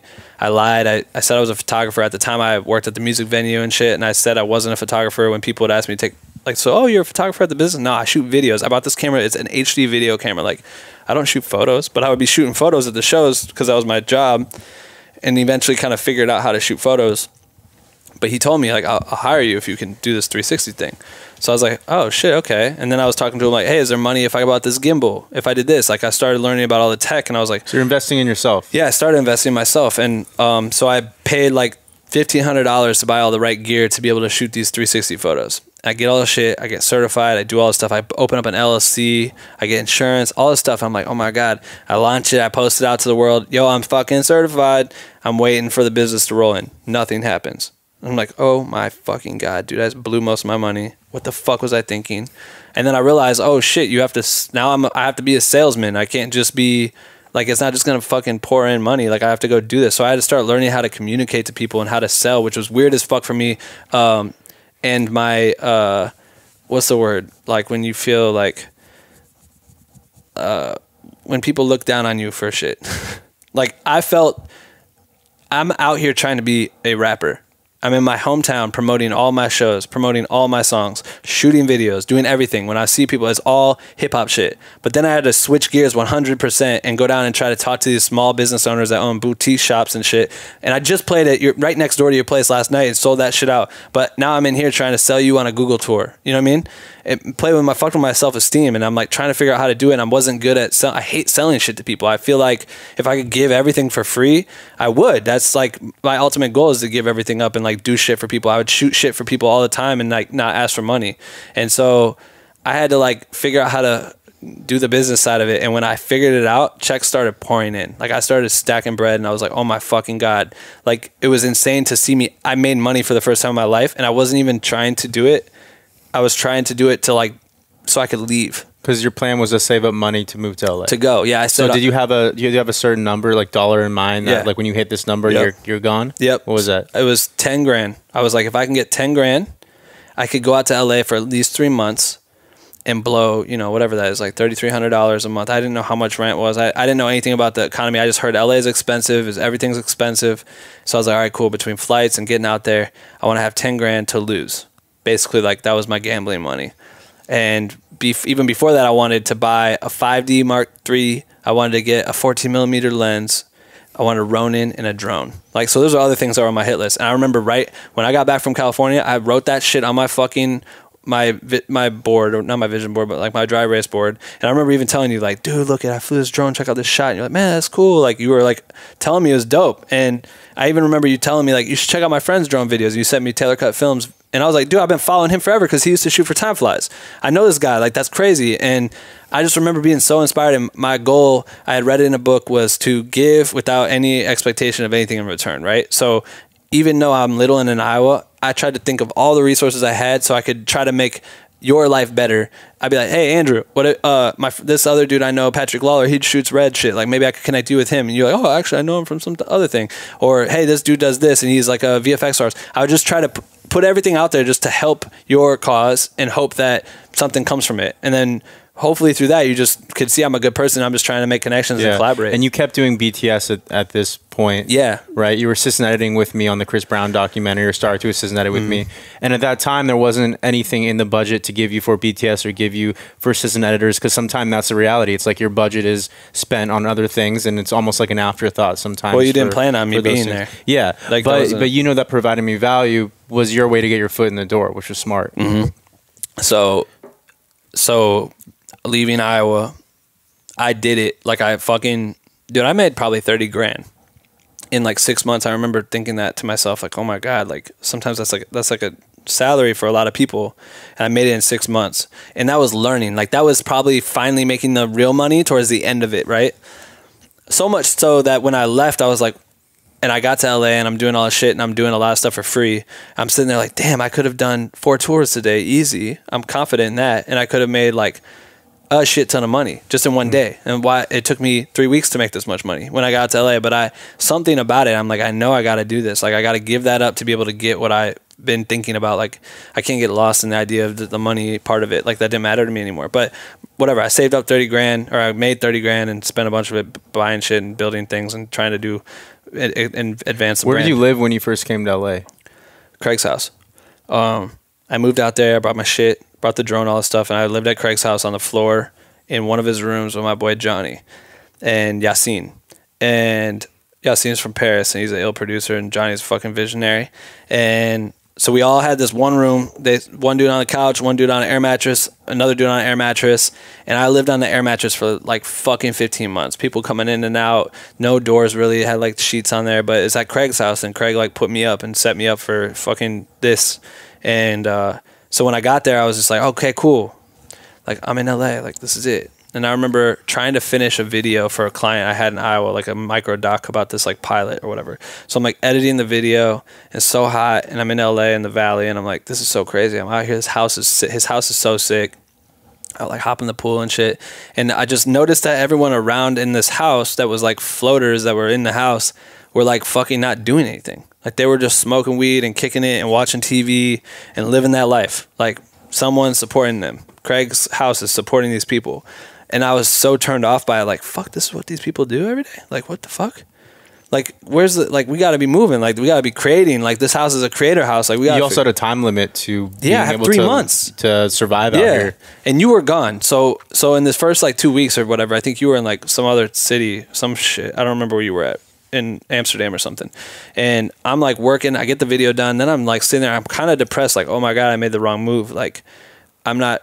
Like, people are coming in, but it's not for me. And my main goal when I moved there was to work and do whatever I could with you, and also remind Musa that I'm still sick, that I'm still dope, and that to keep myself on my radar. If I stay in Iowa, maybe Musa will forget me and meet someone else in LA because he lives in LA, and might meet someone else, and I might not be that guy. So that was what I was trying to do. And when I see Musa, he said what's up and shit, but he's still working on some of his own business stuff. Like, I knew it wasn't going to happen. And you got back and you hit me like, yo, I'm in town. Let's go meet up for a drink or something. And I went, and Taylor Cut Films was there, Jordan. And we all got a drink together. And I was like, yo, this is crazy because I know Cal and Rez and shit. Like, those are my boys. Like, I've been watching you. I remember he did like a time-lapse video in New York for one of their videos. And I was like so blown away by the time-lapse video. I was like, oh shit. And now he's done all the things he's accomplished since then. And you guys have worked together on a bunch of stuff. But when that happened, you were like, yo, come to the office tomorrow. I was like, okay. So I Uber back home, and this is like where all the money basically I would spend was going back from the fucking valley all the way to Wilshire and doing all this shit. You're like, come to the office. So we go down to Riveting's office, who you were working with at the time, and they were producing the documentary, and you're like, yo, I'm directing this documentary. We started a little while ago. We've done a bunch of interviews. I've been cutting this like intro trailer type thing. I don't know if you... Was it initially the intro, or was it for it was pitching? It was for a sizzle to kind of pitch the idea, but it then became the intro. The intro. Yeah, it was like it is what it is now. Yeah. If you watch, but I think like I always knew that Ben was special and Ben was talented, and I think Ben was willing to put in the work. But also, when you find people that you vibe with on the level that we did, you got to hold on to those people because it's such a collaborative process. Right. And that would have never gotten done if you didn't jump on and help me with it. Yeah, no, for sure. And for me, it was just cool because. Well, the first time we came out there, you took me to the old Riveting office. I remember walking in, I'm seeing BET Awards and MTV Music Video Awards or whatever. I see like a Moon Man, and I'm like, oh my god, there's a fucking Moon Man. This is crazy. And then to come back, and you're like, yo, just come in the edit bay with me. We like sit in the edit bay, and you're showing me this thing, and I'm like, this is crazy. But to me, like, I really could go home tomorrow. So I'm like, oh, yo, what if, so you're direct. So like, I'm trying to understand it. You're directing this. So like your ideas matter. Like you could make anything happen basically. Right. So then I opened my mouth and I remember saying something like, oh, what if you did this? And you're like, oh, that's cool. And then I was like, oh, cool. So I just kept opening my mouth, and then you're like, yo, come back tomorrow. Okay, cool. And then I come back and you'd be like, oh, you want to help me? We want to load this shit in there and sync this thing? Sure, cool. Boom. Do that real quick. Or I'd think of something like, oh, yo, do you know about this? And I'd show you something. You'd be like, oh, that's cool. And then you'd be like, oh, check this out. Need more coffee? Yeah, I know. I'm fucking hype right now. No. I meant like back then. Yeah. I'm like, do you need do you want some fucking neon or whatever the fuck they had in the office? Trash. That shit was so bad. Gosh. But we do that, and I was around you, and I just wanted to make sure. You just wanted to add value. Yeah, whatever you were doing, it was so amplified. whenever you would sit back and you would watch, and whenever you saw a place that you could contribute or add value to, you'd pop in and try to be a part of it somehow. And yeah, totally. So cool. It was cool to see. You know, you were just at the beginning of making that film, and then you just, I don't know why you did it. You just were like, do you want to come back? And I was like, okay. And I came back, and then you just kept bringing me back. And then the next thing I know, that's like, I was at Craig's all the time, full time, just chilling there, watching people not doing anything. And Craig's trying to do what he's trying to do and set it up. And there's just there would just be so much traffic. Like, we had a studio in the basement. We had like J-Rock would be at the house recording. Absolutely, all these dudes that I've looked up to would come through the house. Like, what's that DJ's name? A-Track or A-Rap Music? A-Track? The DJ? Yeah. He came through, like, people would just be coming through the house all the time. Machine and Kelly tore it up one time. Craig wanted to kill him. I remember that. All this shit. But I just remember coming to the office and feeling, like, needed. And my entire goal when I moved to LA, like I said before, with the whole thing of, like, if I blow up, then I can do something, like, I can put my team on, right? Like, I needed to go... The whole goal was to, it wasn't like, did you move to LA to do videos? No, actually, I came out there just kind of like create. And I've always said that. And I think the word content creator is super overused and abused. Everyone's a content creator, whatever. But it's the easiest way to describe truly what I do, because I am not just a director. I am not just an editor. I'm not just a musician or whatever. Like, I make shit. Like, I make a lot of different shit, and it can vary from time to time what it is. But to me, that's what I do. And so I guess coming here, I just wanted to build. I care about my voice. Like I want to have a voice and make an impact. So whatever I had to do to build my platform or build my voice, I would do it. And whatever seemed to work or take me in that path, I would do that first. And you bringing me in and introducing me to that world and bringing me back, I was like, this is working. Why would I just be like, no, I need to go sit in the studio and be by myself and not do, you know what I mean? Like it just worked. And I was like, who knows where this goes? Maybe if I stop doing music for the next few months and I do this video thing, maybe I come back to music, which I never did. I haven't done it yet because there's no reason to right now. I don't need to make music. I feel like I'm expressing myself this way very well. So I don't know. It was cool that you brought me in, and then I was able to kind of explore that route and see what you were doing and learn from you. And you were teaching me so much shit about the industry and like how production works and like how to talk to clients. I'm sitting in the car with him everywhere we go. I'm in the car. I'm always in the car, leaving my shit and my water bottles in there and shit. And like, but we'd be in the car, and he calls people all the time, and he's doing what producers do, and he's producing the fuck out of shit. And he's calling this guy like, hey, cool, so how much, we don't have that much money in the budget? All right, cool, so maybe let's move $400 from this model, let's lose a model, but let's give that 400 to this grip, and then he'll bring in the thing or whatever. Like I'm hearing you shift money around, and it's like not checkers, it's like fucking whatever, I don't know, something that resembles what I'm doing with my arms if you're watching this on video. Connect 4? I don't know. Connect 4, I don't fucking know. Like you're just linking, logging shit.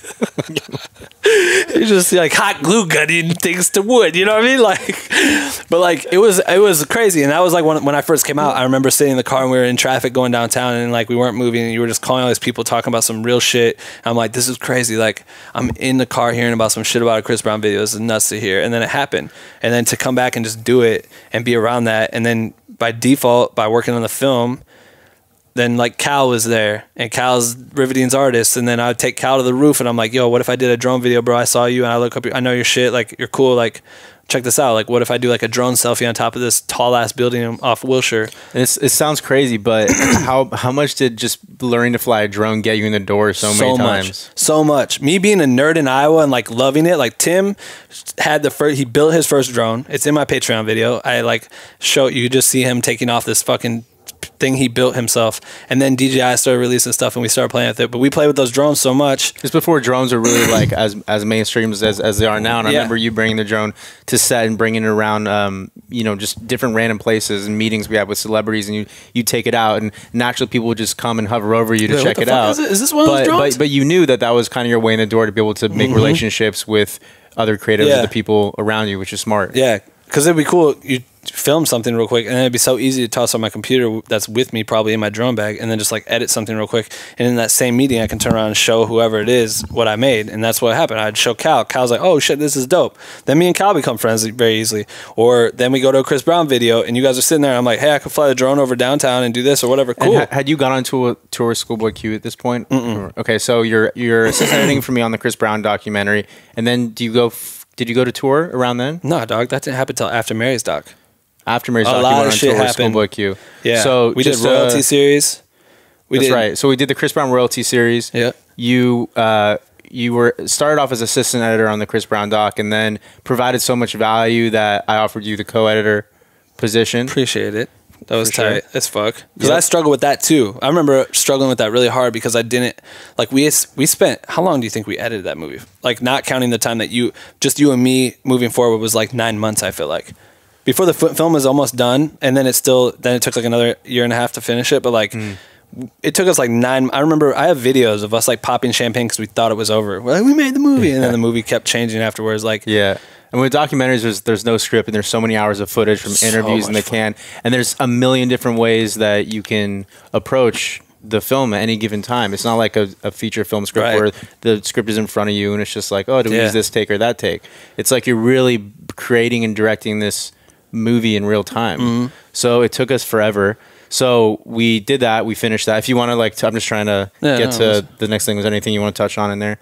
So Chris Brown doc, we did the royalty video series that you also helped. You jumped on and helped co-edit videos. You produced. Did you direct any of them, or was that Chris? Chris directs all of his videos basically. But yeah, you produced those, and then you'd be editing them, and you'd have me come in. I remember the first 2 royalty videos, Liquor and Zero. I like sat in the room with you and Chris and like watch you edit, and I'd be able to like sometimes be like, oh, And then I was like, oh, that's so cool. So for the royalty video series I produced, I also edited them. So Chris directs his videos, and then we sit in the edit room together and I'll edit, and Chris will sit next to me and direct me on the edit. So during this time, Ben would sit on the couch behind us and just kind of observe. And then when I would get tired, because these are like all night edit sessions, I would like need a break because it was just insane the amount of time we spent. Ben would hop in the seat and Ben would help me. Yeah. Then I'm like cutting music videos and like just sitting there, you get to know like the artists and shit. And like, I'm like being able to sit down and like make like Chris like fulfill whatever it is to make the video make sense. And I'm setting up the projects. I know exactly where everything is. I'm like, oh, this is so cool. Like, and I'm just trying to do what I can do to help out. And then like to fast forward and to be able to say like, cool, I got to edit some of that shit. And then to like edit the sequences and certain random shit, or to go and do the fucking Osmo. And I remember, like DJI put out this gimbal called the Osmo. If you don't know, check it out. But before it came out, I remember seeing a teaser, like they, you know, promoted it for the first time. And I remember sitting there and we were in the edit bay, and I remember I emailed them the night before and was like, hey guys, I do BTS for this Chris Brown videos and all this shit. I'm on this doc, and I think it'd be cool to use that on set and talk about how I used it as a BTS videographer. And just maybe I could make like a blog post or something. I didn't know. I just reached out, and they called me the next day like, dude, we'd love to like get this in somehow in the music video to actually be used to shoot it. And I was like, dog, it's like a real DP. I don't know. No, like, I don't think it's going to happen. Like, I can use it to do BTS, but that's as good as it's going to get. So me and Chris are sitting there after, you know, everyone was editing, and then there's like a break and everyone like goes to the bathroom and goes and eats food or something. And Chris is just sitting in there on his phone, and I was sitting there, and I like turned to him and I was like, he had just described doing the snorri cam look for Picture Me Rolling. He's like, I want to walk through the house and be all fucked up, and I want to look like I'm crazy, like really tripping through the house. And the snorri cam's like the thing that you wear like a vest, and then the camera's, there's like a pole that sticks out and the camera's filming you. So it's like your perspective. Whenever you lean, it leans. You know what I mean? That's supposed to give that drunk vibe. And I was thinking, how crazy would it be to put a gimbal at the end of that instead of like a GoPro or whatever, or DSLR? And I just said it. And I, you know, I'm like trying to understand my boundaries or whatever. And like, I don't want to piss anyone off. And Chris just seemed cool with me at that time because we just edited some shit, and he's like respecting speed ramps that I was doing or some shit. And I was like, yo, you know how you said that you want the snorri cam thing? He's like, yeah. And I'm like, well, this new thing just came out, and it's like this tiny gimbal, and it's a stabilized video, but no one's ever done this, where you put that at the end of a snorri cam and then can control the head. But like, what if you're walking through the party and I could make the head do a full 360 and come back to you, and people, but it's coming from your perspective and it moves. And I'm like, that'd be crazy. And he's like, fuck yeah, that's what I want. That's like some Chris Brown shit, like some never been, you know, some never been done before shit. Like, that's what we do. That's what we do. I was like, oh shit. So then I'm like calling the guy and like, yo, I need to get the thing. And he like gave it to me, and I had to shoot that day, and we're at Chris's house, and like the Jenners are all there, and fucking ASAP Rocky and French Montana. My throat's all fucked. But I remember we had that go last, and one of the grip dudes had like built this vest, you know, like a softball chest protector, and like built the thing out of it, and we got it to work. And I had to like crawl around Chris by his knees because the connection from the phone to the thing would disconnect if I got too far, and control it. And I was sweating because it was like the end of the night. Everyone's been there for fucking, you know, 15 hours. You're nervous because you don't want to piss no one off. And he's like, everyone out of the house, crew, everyone out of the house except for the party. We're going to get the shot. And so it's just me in there. I'm like, man, I could piss him off or some shit. Like, what if he gets the whole squad to jump my ass because I missed the shot? Who knows what's going to happen? This is scary. Like, I cannot fuck up this shot. Like, he wants this, you know, he already said he wants to do this shit. So I got to come through. And I remember walking around, creeping around on my knees, fucking filming and doing it. And I'm watching, I'm like, oh my God, this is working. Like, this is crazy. And he had this shot where this girl's twerking on him, and you can see his hands. And then the camera swings to him and his boys like, oh shit. And then it swings back and it's the girl twerking again. And I killed that part, and it worked. And I remember him watching it in the edit bay, like loving it, blown away. And I was like, I had nothing to lose to offer. And if anything, my whole goal is to always elevate whatever I am around, right? And I've kept that with me since the jump. So however I can elevate you while we're editing the doc, however I can elevate a music video by providing a drone. If this thing can work and make his visual look a little cooler, cool, let's try it. Say yes until you can say no. Say yes till you can say fucking no. So I had nothing to lose, and so I tried it, and it worked, and it was cool, and now me and Chris are boys from that or whatever. So it's fucking tight, you know? But those were like some insane months for us because we were shoot all day long, edit all night long. Like, fuck, that was crazy. It's crazy. And doing the doc at the same time. So we finished the royalty videos. You're still sleeping on the mattress or my place or wherever you could at that point. Yep. Still didn't have your own place. No. So you're still grinding, still hustling. And then MJB Doc comes around. Yep. Mary J. Blige. So we start shooting with Mary J. Blige. We're in the studio with her. Andrew's directing this one again. We're co-direct editing, and you're also shooting this time. I was shooting second camera with Alexander Nikishin, which was cool. We were in the studio with her for like a month or 2 months or something while she recorded her new album. And it was insane because we were at... What's it like when you're doing all this and you're calling your friends and family back home, like just telling them and the stories get crazier and crazier? That's what I love because our parallels are so different. Like for you to grow up here, like it's so different. Like the way, which is so weird but which is cool because at the end of the day, I think our work ethics are the same and we are brought back to. But I mean, so many California people are just chill and too used to it that don't. You know what I mean? Like something about even though you grew up in it, you still are hungry as fuck and run for like and hustle for it. And that's like why I think we work so well together. But like you grew up acting in fucking Minority Report. And he's like this, everyone look it up, please God. It's the fucking funniest shit to watch. Young Andrew. Were you watching it on your flight the other day? It was randomly on my flight. It was like, here's 10 movies and here's 5 movies picked by the crew. And one of them was Minority Report. And he's like, damn, I better be getting residuals off this. Yeah, no shit. He was in that movie. So you grew up being a kid actor and like had been in the shit and went to a cool film school and like got in your high schools and what, like all your, like when we compare our videos that we made back then, your I think shit it's also why like I hustle so hard is because I've seen it on the biggest scale possible with Steven Spielberg, and like that's now my bar. Like that's what I want to get to. Yeah, exactly. So it's like that's why I hustle so hard because I've gotten that taste of it and I've seen it and I want to get to it. That's dope. But it was cool when I tell people back home because I'm like, I don't know, just every time it's like a level up. Like, oh my God. Like, or I'll text, I have like the group chat with the boys. I'll be like, yo, fuck, guess who I just ran into? At this point, it's like it happens so much that it's not even really cool anymore. Like, I don't know. It's weird now because it's like now it's so we're just in the shit and it's regular and it's like some stuff it still blows my mind, but I don't know if it even matters to anyone back home because everyone's just growing up and I don't think it ever will really make sense why this person meant so much for me to connect to this person and like I can't believe I was over in this spot because that watch what happens because I met this guy. You know what I mean? Like no one really understands that back home. This is what I do is just so random and shit off the wall. So it doesn't really make sense, but it's still fun to tell like, cause Neil, I screenshotted for sure when Travis Barker followed me. I sent it to the group chat and Neil's like, oh fuck, like I'll be your assistant. Like let me come out there and work for whatever he asks you to do. Like I'll be there. It's so funny. But yeah, anyway, we did Mary's doc. We did at Marvin's room, which was fucking cool off Sunset. That was the last studio Michael Jackson recorded in.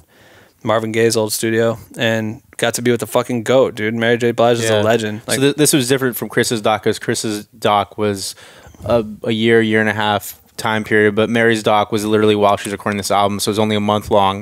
It didn't take us very long to edit it, right? So we took everything we learned from the first doc, put it into this doc.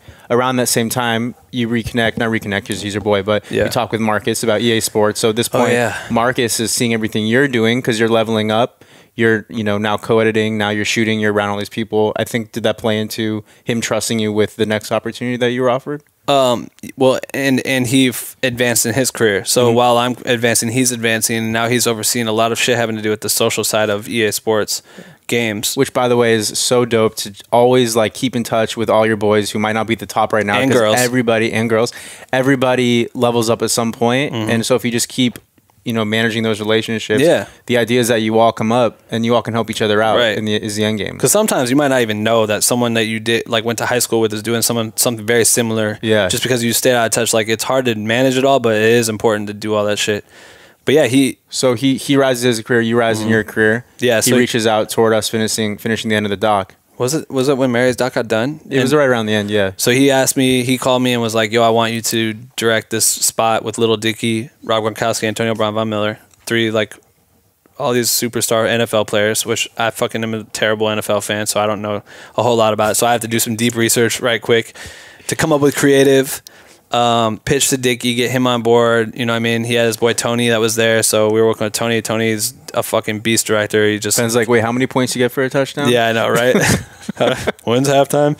But, yeah, that's a whole nother story. My dad always wanted me to play football. but I had to direct this shit, and basically we pulled it off. Like creative, production, everything came together in like 4 days or less, something crazy like that. Like I remember just not. And that was your first experience being in the director's scale at that level. Yeah, massive. Director's chair at that level. Which was funny because I asked Marcus about that, and I was like, "Yo, I haven't technically like directed anything. Like I've directed small little dumb things, but nothing like." You're about to throw a shit ton of money at me. Like, I've never, like, are you sure? He's like, dude, it doesn't matter. I'm the guy that pulls the trigger. Like, I know, I believe in you. And don't ever do that, by the way, if you don't know the person. Yeah, don't tell like someone that's ready to just give say you yes and then figure it out behind the scenes. Yeah, but Marcus is my boy. I'm like, yo, I don't want to fuck this up for you. And he's like, dude, I know that you can handle this. Like, this is a job for you. Cool. Gives us a bag. Killed it. Killed it. You killed it. Made so much content. Yeah, got the squad together. We killed that shit. And their goal was to deliver like one video, right? Like they wanted like one asset that would go on YouTube. And I think we created like 4 main assets and then like 15 deliverables, like all in a 12-hour day, like maximize the fuck out of the day. Dave was fucking unreal and a trooper and went ham on everything. So I had him in full football outfit, pads, everything, kicking balls and fucking up and throwing footballs and running. And then we like prank called like Justin Bieber and people. That video didn't even come out. There's a lot of shit though. A lot of the videos didn't come out with their team, but it was so crazy because we were just doing all this shit, and I only had every football player for an hour. Remember how fucking crazy that was? So I would like maximize the fuck out of the hour, which is funny because the next EA video, the next big one that we did, was pretty much the same thing, same fucking thing. But yeah, that was crazy. But that got me a check. That got me into an apartment. I was living at your house on the couch, and suddenly a studio opened up below this house that Andrew lived at on Sunset. Was iconic. It's the Comedy Store house. It's this fucking massive house that what's her name owns? Mitzi Shore. Mitzi Shore. Pauly Shore's mom, if you know Pauly Shore from his acting days and Leaning Tower at Cheese that. Pauly Shore's mom owned this spot, and all these superstars used to live there. I remember staying on Andrew's couch. I literally lived in this room. I had sheets on the windows and shit. And I remember going on. I was on BuzzFeed, and there was a BuzzFeed article about the house, about all the people that lived there, like all these all-star comedians. It used to be the spot where whoever performed at the Comedy Store, they would crash at the house after. So it'd be like Robin Williams and Goats. Everybody you could think of. Everyone that was a rock star, and I was just so blown away. And then the studio opened up underneath like the patio, and I called Pauly's brother and got in touch with him because Adir told me, he's like, yo, call him, maybe you can stay down there.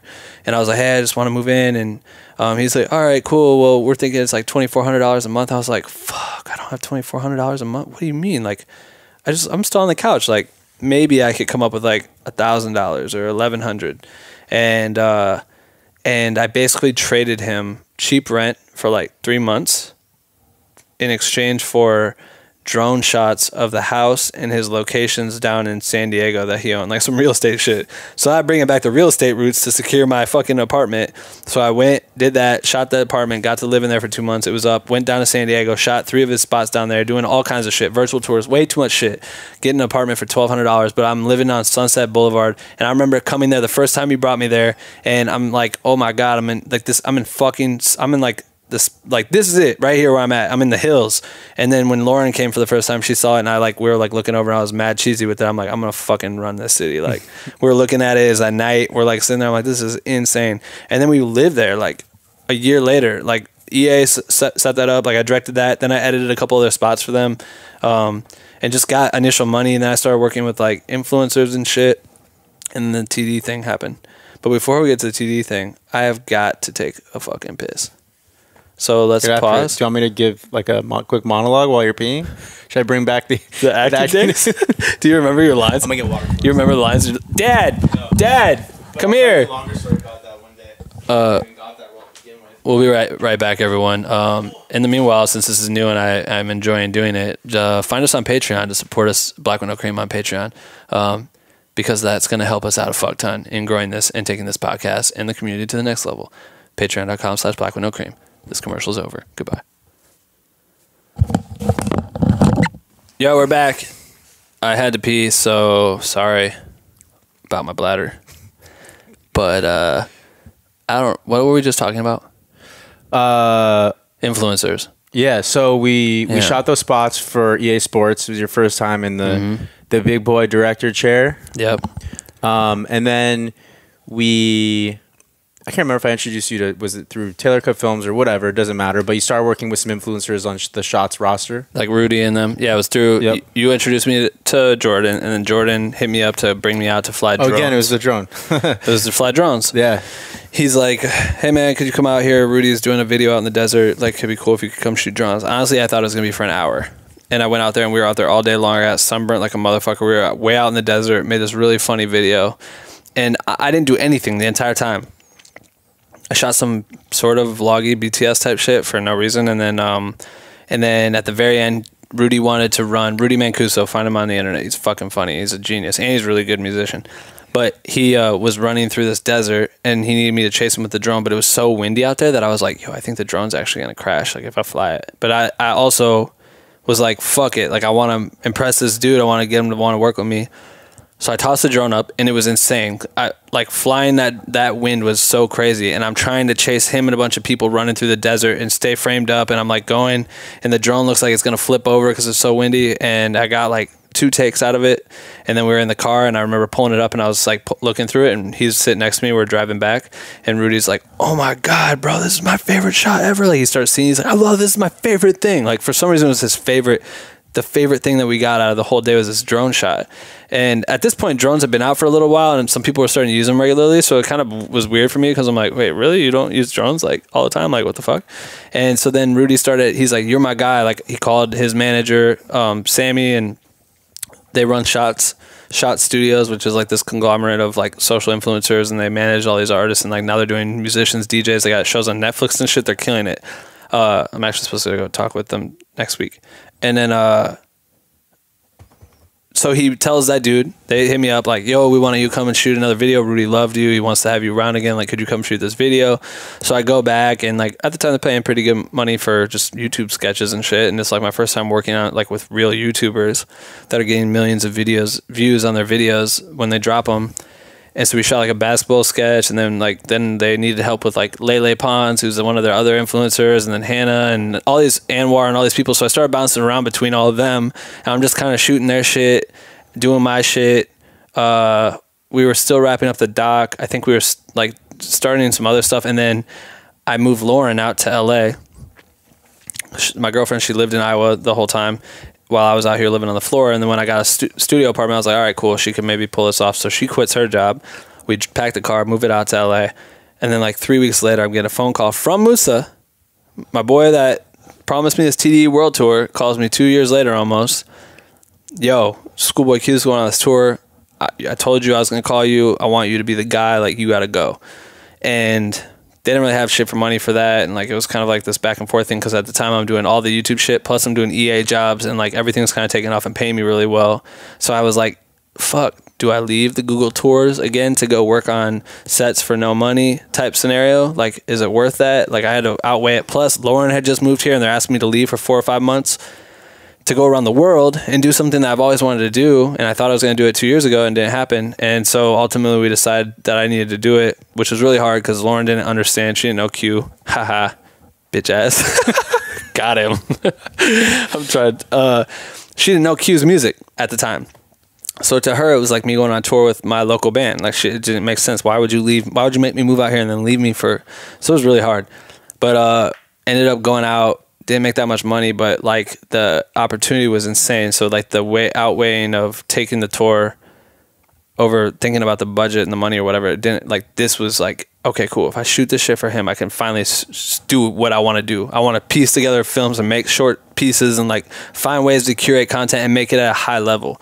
And I did. Like, I made these ill ass recap videos that there wasn't really anything like that. I used to watch Wiz Khalifa's day-to-day videos. I studied that shit like a motherfucker. Like, his videos, all, like I told you, this is all shit I did in Iowa. I studied all these people's content, and then when I got into a position where I could potentially make that content, I was dreaming big. I'm like, man, wouldn't it be crazy if I had a drone shot outside the venue, or I had this and this, and I'm like, I had the stabilizer and all this shit. So I'm running and gunning and shooting the shit, shooting photos of the shows, all by myself, turning around content every night from these shows.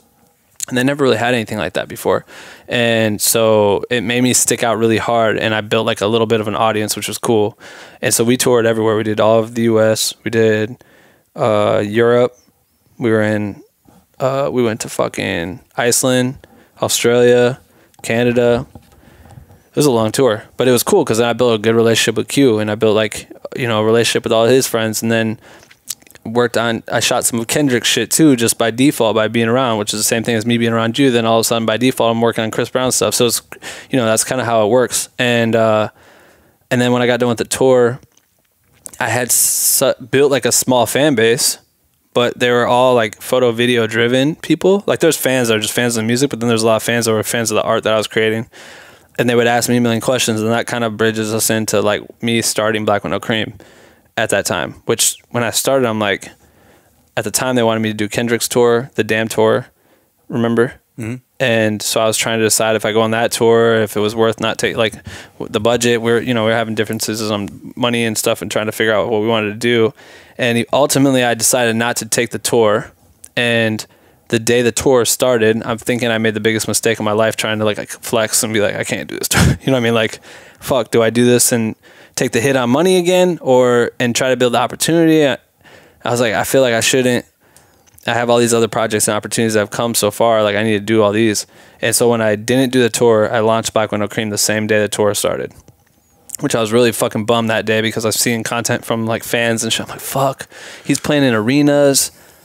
Like, I want to play in arenas. Like, I've toured at Q's level. I want to go up and do Kendrick's, like, never performed at massive, like, Staples Centers and shit like this. Like, I want to capture that.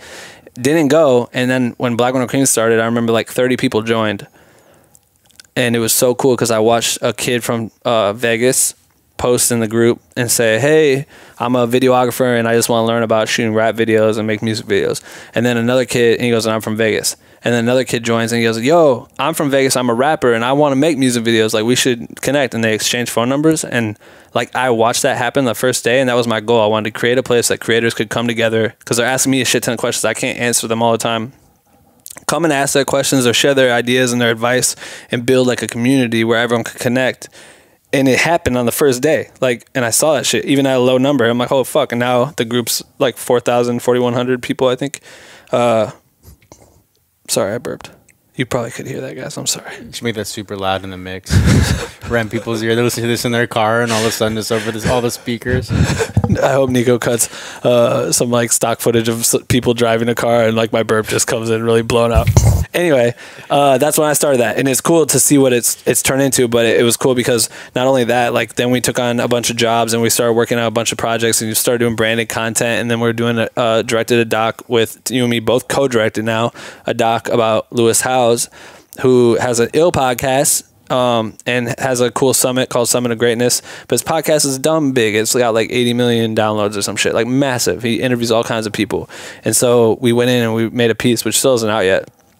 But we spent a majority of the time in that year doing that while I was building this and started this podcast and was trying to juggle it all, which was fucking insane. And then what else happened? Am I covering this? I don't know. I feel like a lot of stuff happened. The tour was massive. Like, just to do a tour like that, which I can go, maybe I'll do another podcast where I could just talk about touring, but yeah, it was my first time doing it, like being on a bus and doing real production, trying to like, but then to like build an audience like that and then be able to pull up to any TD event and people know who I am there, like that shit's pretty tight to me, I guess. I don't know. Yeah. And that's the end. So it's not the end. So you go on that tour, and that prepares you for an opportunity that you were about to get for an even bigger tour. Mm-hmm. And that was the Beyonce Jay-Z on the Run 2 tour. Yep. We were just finishing Lewis's doc, towards the end of doing Lewis's doc, and we were spending a lot of time doing that and trying to figure out how to build this what is now becoming Be a Human. But at the time we were trying to figure out what our production company could look like and designing it. And we were all very spread out. And then at the time, a friend suggested me to work or to like meet Beyonce's team or whatever, one of your other ex-girlfriends, which is crazy to me. what a way to connect. Always be friends with your friends' girlfriends. That's the moral of this story. I got nothing to say on that. I don't know. So anyway, so I'm now celibate. Sorry to all my other friends. You're not. No one else getting hooked up. So Tara saw an email or something and suggested my shit to her boss, Nathan, at Free Enjoy, which was cool of her to do. And basically it was like, we're looking for someone like Ben, but he didn't know me. So she showed him my shit. And so I don't know what happened, but somehow Parkwood, Beyonce's company, saw it and had me come in. Oh, sorry. No. Yeah.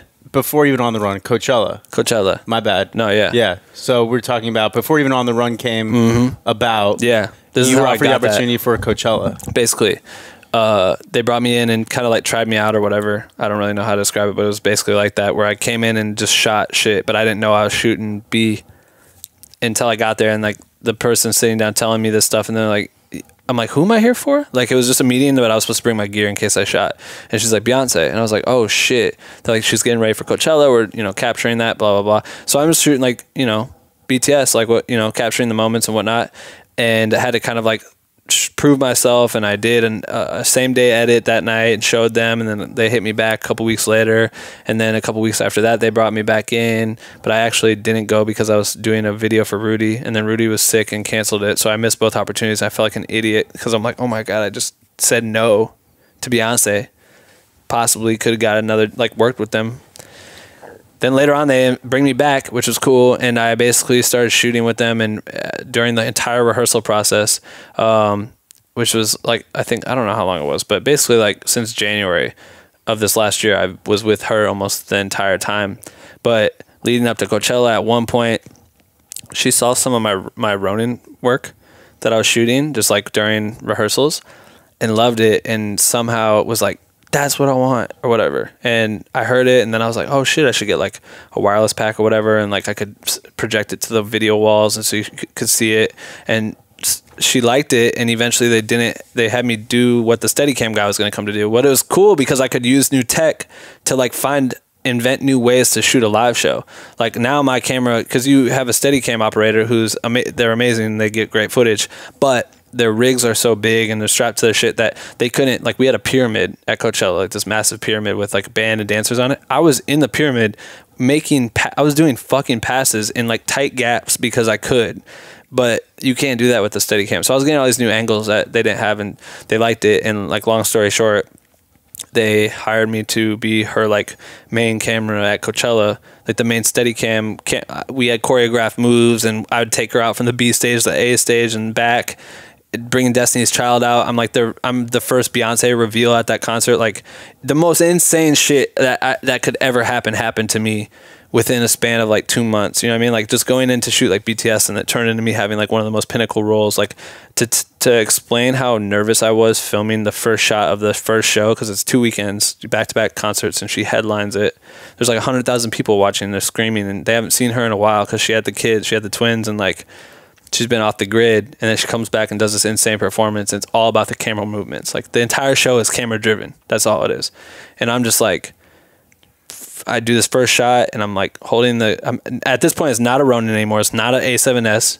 I'm using a fucking Alexa Mini with fucking Movi, and I've been shooting nonstop, and my back's all fucked. And like, it was such an intense transformation of my body. But I'm shooting, and I have the Movi, and I have to start out, and I pan up, and I see Joya. She's on the drums, and she's like, and this is the beginning. So everyone's like, oh fuck, and then she moves out of the way, and then there's dancers that have flags, and they're move the flags, and I come through there, and then the dancers are there, and they all move out of the way, and I come through, and then there's fucking Beyonce, and she's in this dope ass cape, and it's so ill, and she turns around, and then I have to walk backwards, and I'm walking back like when I got to her and had to start walking backwards, my nerves, I don't know why, I've never felt some shit like this, being nervous, but my nerves were so high that my legs felt so jello-y that I thought I couldn't walk backwards anymore.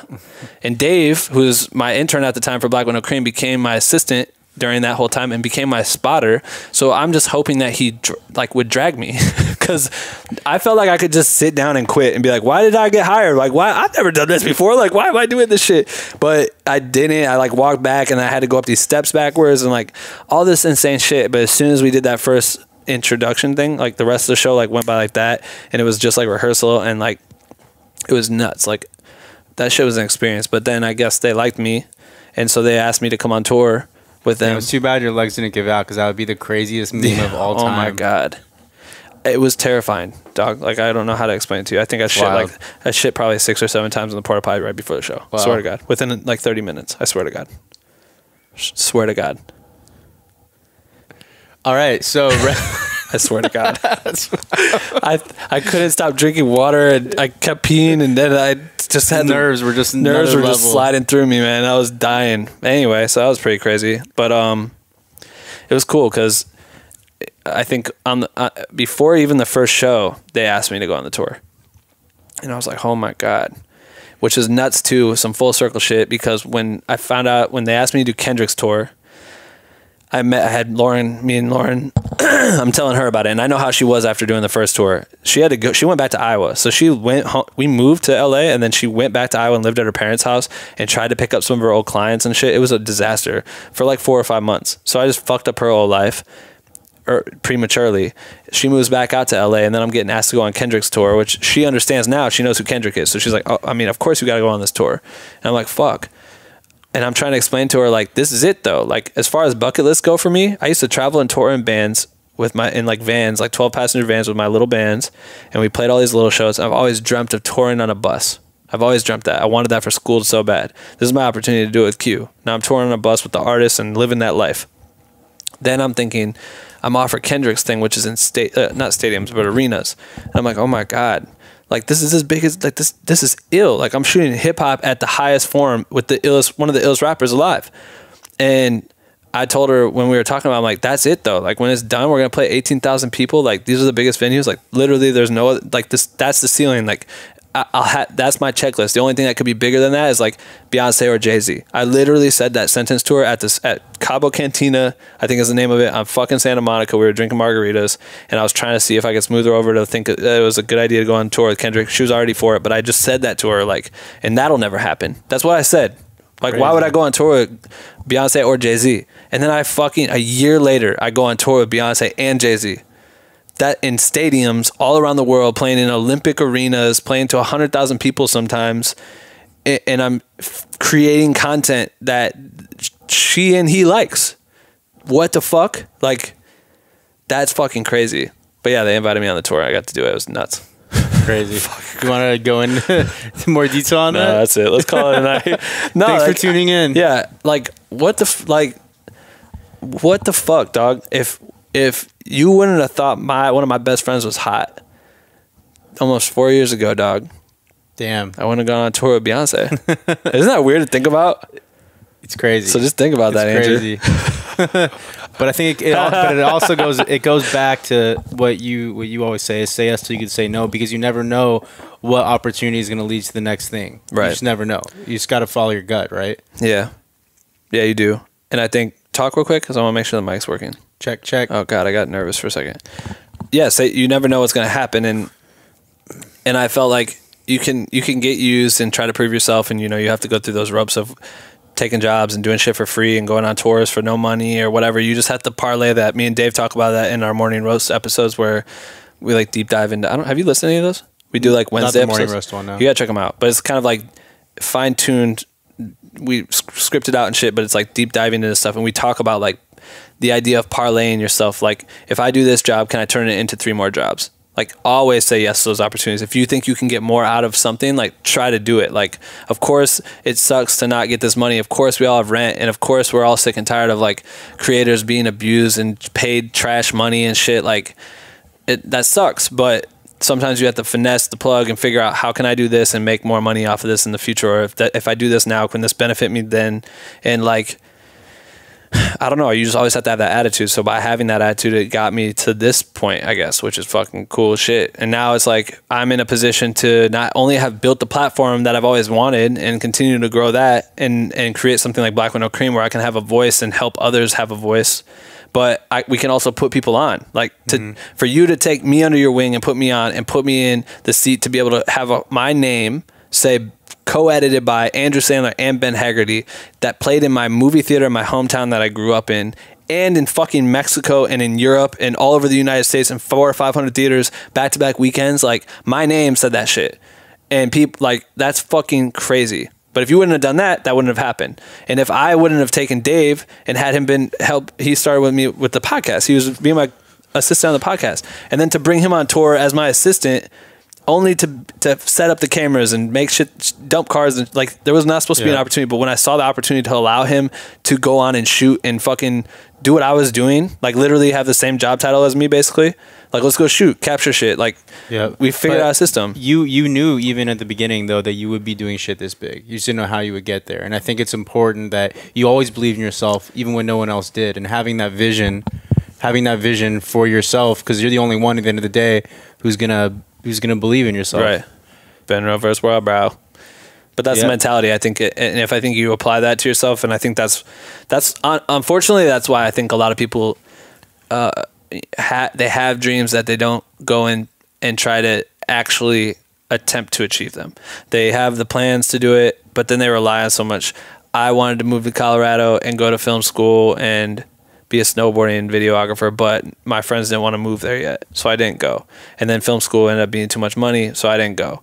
And then I wanted to make bands, and we want to make these bands, but then it's not everyone else's agenda, so we don't make these bands, and that shit all cripples below you. And then you want to make a hip-hop group, and the hip-hop group can't, like, there's all these steps that just kind of like, fuck, at some point you just have to do it yourself. My business name, my LLC for the Google photographers was Ben Made It, and it's still my LLC.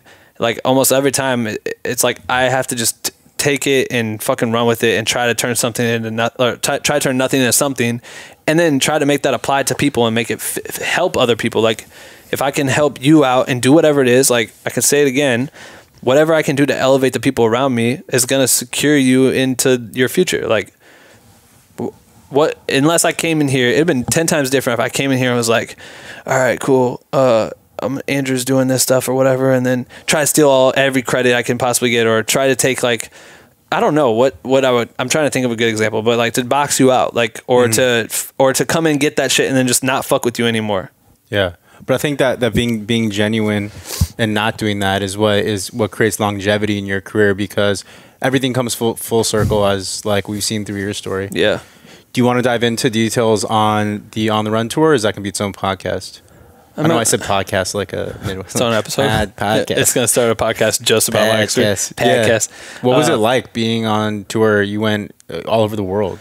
Fucking nuts, because we did it at the highest level possible, and it was cool because it was like I'm friends with everyone on the tour. There's like band, dancers, all these people that we became good friends with, and every night there was always something to do. A lot of these people have been in the game with it, like with B or with other artists for like years. You know what I mean? Like choreographers are my good friends, and they've like Chris is one of the best dancers in the world. So is Jaquel. Like, and Jaquel is doing Beyonce and Pharrell at the same time. Like all these people that you're around are so iconic. And then any given night, like there's always something to do. These people have already been to these cities that we've been to. They know people. We could go to a club. You could go to a club if you wanted that same night, or you could kick it at the hotel and chill and just be by yourself. Like there's so many opportunities to see things and experience shit. Like when the first time I was with Q, it was really fun because I'm with Q all the time and we were doing shit, but we were playing a show every single night. So I never got to see any of like the cities and shit. But then this time around, we'd have like 2-3 days in between shows. So I could go see a city. They actually encouraged me to shoot the city. Like they were asking me to capture the environment that we were in, so I could go and run around or go see this or go to whatever. So I got to experience shit, which was so cool to like have that, like, I don't know, just to be able to do that. And then just to fucking live the life at the highest level possible. You know what I mean? Like 4 or 5 star hotels and shit. What the fuck? Like crazy. When I'm used to like going and sharing, like on Q's tour, we were like sharing hotel rooms sometimes, or not even getting the hotel. We were just staying in the bus. You know what I mean? Like saving money here and there. Like you just deal with that shit, and it was cool to like be at a level where that's not the case anymore. You know? What was the learning curve like shooting that stage in that arena? It's funny because I remember when I thought that there may be a chance I could get asked to go on tour, I remember looking at her website from one of her past tours and seeing some of the photos, and then there wasn't very many videos, or no, there was some videos, but it was like little recap things, right? And I remember thinking like, dude, I could kill these photos and the videos, because that's what I did on Q's tour, and in my mind that made sense. And then I got on tour and I realized that there's 3 photographers, and there's us doing video, but there's also Julian and his girlfriend shooting video on VHS and shit like that. And like I was like, fuck, there's so many people, why do we need so many people? But then you go there and you realize like a stadium is a fucking stadium. Like that shit takes a long time to get from the stage to the top of the arena or the stadium and then back. Like there's not you have to have a couple people to cover a lot of ground, you know? So like learning how to capture and work as a team between me and Dave specifically, because we were doing a lot of the social content, was key. Like Dave, all right, cool. Dave, it became Dave's thing to like snipe shots and get beauty shots of like B and J, like close-up shots with like 70 to 200, and like he had a 2x extender, and he just sit on the runway and pop shots off and try to get shots that way. And I'd be doing like cinematic shots and moving around. I have to learn the show, and I have to learn my comfortability with the artist. And like as I'm like, they understand and trust me because they're seeing the content I'm getting, it's easier to pitch ideas and be like, hey, you know, when B comes back and Jay starts PSA, like there's my favorite shot, I think, from the whole tour. Jay walks out and there's pyro going off. My name is Hove. And like B has just come back from doing Girls. So her and all these girls were on our B stage, which is a bridge, and it comes back and they're being lowered back into the ground and they're all holding up the diamond sign. And Jay's walking out and the pyro's going off. And I remember watching it from the front and being like, oh my God, this shot is so sick. Like I gotta get a shot straight on. And I got the shot of the fire going off and it just lights up and you see B like this, right? But then I was like, I need to get behind her and see all the fans doing this behind her and the dancers holding this up. But I couldn't ever before because there was so much pyro. So I had to learn coordination. Communication is so key on big tours like that because it's so dangerous. So I had to go talk to the fire guys, the pyro guys, let them know like, yo, I want to get here. How can I get here? All right, cool. During this song, if you come out. So I actually had to go out while B was out doing the song Girls in Formation and shit. I'm in the middle of the stage because I couldn't go out later because I was going to get burned. So I had to stay out here. So I'm actually just planted on the stage, just chilling, waiting. I had to tell Caleb, her assistant, like, yo, before she goes out there, try to tell her to turn around and look straight at my camera. I'll be there. Just tell her I'll be there. And he's like, all right, I'll let her know. So then I have everyone coordinated and I'm waiting. And I had to make sure none of the other photographers followed me out there and shit.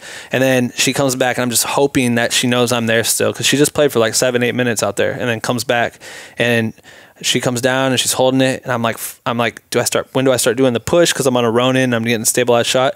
I start pushing in and she turns around and the fire goes off and she's lit so well. And she's looking dead ass in like straight to my camera and just follows me as she walks by me. I'm shooting this in 120 and she's walking by, she turns back and she just looks so dope. And then she's walking, she's got the rock. She's holding it all up and the fire's in the background and I'm just like, oh my God. And I got that shot and as soon as we both came down the stairs, I'm just like yelling down underneath the stage like, fuck yeah. You know, it's like a football game, like, yeah, fuck yeah, I got that fucking shot. I'm like high-fiving a production dude that doesn't know what just happened. Like, yeah. Like that shit would happen all the time and it was just cool, like learning my place and then pitching ideas and showcasing things and then that would build the trust. And then to have Jay-Z come up and tell you that you're sick as fuck with the camera, that shit would happen like a couple times. And like, that's the best pat on the back you could ever ask for. To have a dude that you've been listening to since you were a fucking kid tell you that you're tight while I'm just trying to film him be dope as fuck. And like, he actually trusts it. And B does the same shit. Like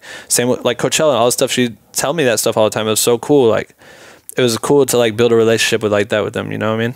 So I don't know. It was a good learning curve, but it was fun. And it was some of those shows, sometimes you're really tired because those shows are 2.5 hours long. You're trying to just, after a while, they become looking the same. So you're trying to figure out what can I do different every show, 65 times or whatever it was. Like, you know, how do I elevate the content every time and try to make it different? So it was a good thing. I don't know. It was fun. Dope. I do think you should do a podcast just on that though. Because that's like playing at the highest level. It's like talking about the Super Bowl. I know. You know, how do you prepare for that? How do you navigate that? Yeah. How do you stay healthy? There's so many things we could literally go on for forever about. Yeah. You and Dave should do one about that. We should do one. That'd be fun. Yeah. We'll do that. Cool. So you come back from tour. We head off to New York to shoot more spots for EA Sports that you directed for Battlefield. EA Games technically, because it wasn't sports. It was the Battlefield game, which is like the Call of Duty or whatever, their version of that. Which was another situation where Marcus hit me. Yo, we were supposed to have this other crew shoot the shit. Blah blah blah. Like, can you come in and save it? Here's a bunch of money. How do we do it? Okay, fuck. And I like pitch them ideas, and then I do the same thing. I over maximize the day, and like almost to the point where it's like kind of a joke. Like, there's no way you could get this video done, because we had Trevor Noah, who's on the Today Show, funny ass dude, King Batch, Amanda Cerny, Stone Mountain, who's like the GOAT at gaming, online streaming and gaming. And so all these people come in, and I basically have like 2 hours. It felt like less by the time it happened, but 2 hours to get the creative completely done. But yeah, we flew Sean Kavika flew out to New York. And you were in another situation, kind of like you were with the other EA spots, where you had to learn that game, a game that you had never played before, right? Leading up to the shoot. So, because you wrote the spot also. Oh yeah, I wrote it. So that was like another learning curve and another time like where writing scripts and shit. Yeah, I mean, anybody could have easily said like, no, I've never played it. No, so many reasons why. But you stepped up to the plate and approached that like a boss, because you learned the game. You talked with whoever you could about getting the cheat codes and the secrets and the lingo, and you wrote that script. Right, because it's the same. Like, I didn't know Madden that well when I had to make a Madden spot. And then for this, it's like, I don't know at all. I did not know anything about it. Luckily, Kavika played the fucking game. And shout out to Kavika. He's our boy. He's fucking ill VFX artist, editor. He can shoot, direct, whatever. I called him and told him about this idea, because I was like, they like the idea of VFX, and I already told him like, oh my, I got squad, you know what I mean, like we can do VFX easy. I called Kavika and told him. He's like, dude, I play that game. I was like, you play that game? I don't play that game. We should come over and I have some ideas, let's brainstorm. And he came over and he's like teaching me shit about the game. I'm watching YouTube videos trying to learn what this means, what this word means, and I'm literally creating dialogue and script to try to be as realistic to the game as possible, but make sense with our characters in a couple days. And we're literally like, we flew to New York, and we didn't even have the whole concept wasn't even like, it was approved and budget was greenlit. You were writing that script up until like literally the first shot. Yeah, the first shot. We were sitting at the table, and I was going over it with Stone. Stone was helping me too. That was cool that he plays the game, and I'm just like, hey, so does this make sense in the script if this guy does this? He's like, actually, the gun would be this type of gun, and this is, because he's an expert in it. So it was cool to like have people help, but I had to like really figure out how to fucking come up with a script concept, the way we're gonna shoot it, the way it was gonna be edited, limited time with the talent. Somehow it worked, and we got. All videos are out online, and they're fucking hilarious. They're really funny. Amazing. But it was fun, because then we all get to fly out to New York, and that was actually in between. So this was crazier. Then right after I finished in New York, I fly to fucking South Africa with B&J. The tour is over, but they're playing at Global Citizens Festival, so we fly to South Africa. I'm in South Africa. We're doing rehearsals for the festival and shooting in the city and making content and stuff like that. And New York, or the clients on the East Coast for EA. So while I'm doing that, I'm also staying up late, and I'm shooting and editing, or I'm editing the footage, because I was gonna hire an editor, but the way we shot it was so all over the place that it was like, it wasn't gonna make sense. It only made sense to me. I saw it the way I directed it, and it would have probably taken more time to teach someone how to make this thing make sense. So I'm editing it. So I'm editing while fucking shooting and editing in South Africa. So I'd be doing long days there, then come back to the hotel and be up till like 4 or 5 in the morning, trying to be there in the morning while they're waking up, because I'm like 12 hours ahead, working with the client, going back, and then like everything was going wrong. Like colorist wasn't working. Like I had to like color shit. I'm like coloring and doing sound. I'm doing like all this stuff on my own while stressed out, like literally delivering the files from South Africa, which is fucking crazy. But I got Ben, where are you? I don't know what time it is, but wake up. It's always like that. It's like, can you do it? I'm like, fuck. Yeah. But came through and got it all done, and it was like very stressful. And you didn't complain once, which is amazing. Well, it was fun. It was like it's so cool, because you're so humble and grateful for like what you're doing, and I never hear you complain. So I wrote that on our sheet. I said, say this at the end. Tell me I'm humble. I had just also Venmoed him $50 to say, hey, say the line that I was actually your mom. She texted me before. She's like, make him look good at the end. Yeah, say make him not look like a dickhead. We're all sending you Venmo and PayPal. Like, here's $40. Like, just say this line. I love it. All right, so thank you, Doug. Cool. So South Africa, you come back. And I then we went to India. Yeah, India. In Dubai. I snowboarded in Dubai. That was fucking cool. And then shot this wedding, dude, that for the richest, it was the richest man. It was his daughter's wedding. The richest man in India. I think he's like the 8th richest guy in the world. Some shit. Fucking billions of dollars. And they hired Beyonce to play at their wedding. So she performed for like 45 minutes. It was crazy. So we're shooting that shit. That was crazy. Like Hillary Clinton walked up and shit. I was like, what the fuck? And then came back and got into wanted to record a couple podcast episodes before the holiday. Got sick as fuck. That fucked me up. Missed it. Now we're back to the grind, and we're doing this. And so this will be the first podcast that I release. Maybe this is like technically season 3. I don't know.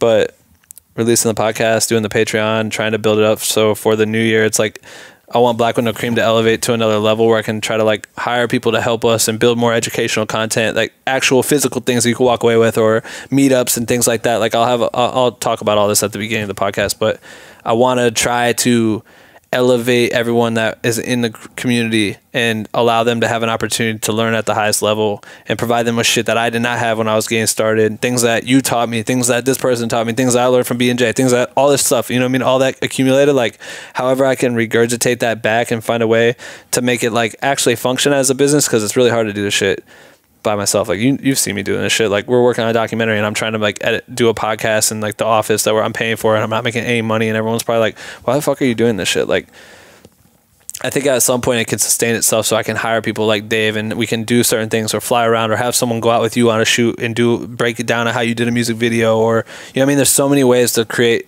content that could work and help educate people. That's what I really want to try to do in 2019, is like bring that to another level. So yeah, I'm just trying to get this podcast come out like twice a week. This Patreon thing, see how that helps us out with, hopefully we can upgrade these fucking cameras and get a official studio space. Cause and in the meantime, we're going to launch our creative agency and take it over, man. Dude, it's so gonna be a big year. much shit. I'm excited. Is there 3 takeaways that you want to give back to the people? If you could talk to somebody who was in your place back when you were in Iowa, what would it be? That's a good question. Didn't you do this at the end of yours? You Probably. said 10 things you would do. Oh no, I gave 10 filmmaking rules. Yeah, they're but this so is 3 good. tips that you would give to somebody who was in your shoes back when I met you. Right. So give without any expectation of anything in return. Say yes till you can say no. Literally, like, just say yes to shit. I remember saying yes to, I think I said yes to a sizzle. Like, you guys were Riveting was gonna have me edit a sizzle. Like, can you edit a sizzle? I had no idea. Oh, was it a reality show? Reality show or some shit. And I didn't know what a sizzle was. I was like, yes. Like when we put steak on the grill? I didn't know what it was. I was just like, you're so dumb. That's the stupidest joke.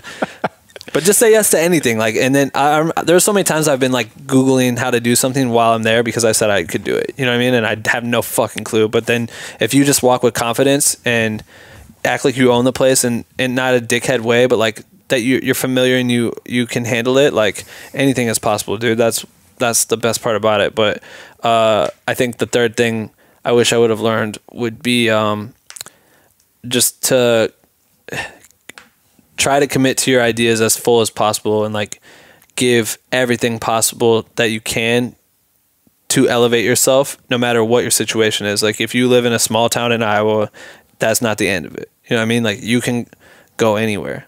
Like anything is possible. Like we could pick up and go be in any place we want. It's just about getting there and putting yourself in the driver's seat and really fucking hauling ass. Like, how can I elevate the situation I'm in and make it the best for me? Even if you can't leave, how do you make that shit work for you? Cool, boom. I open for artists that are fucking sick. Like, Chance had to use our DJ shit because his shit broke and we knew how to help out. So we like hooked him up with our shit and helped him play the show and tried to steal his fans. And like, you know what I mean? Like, I was making it work while being in my parents' basement. I made it work while living on a fucking air mattress for 15 months.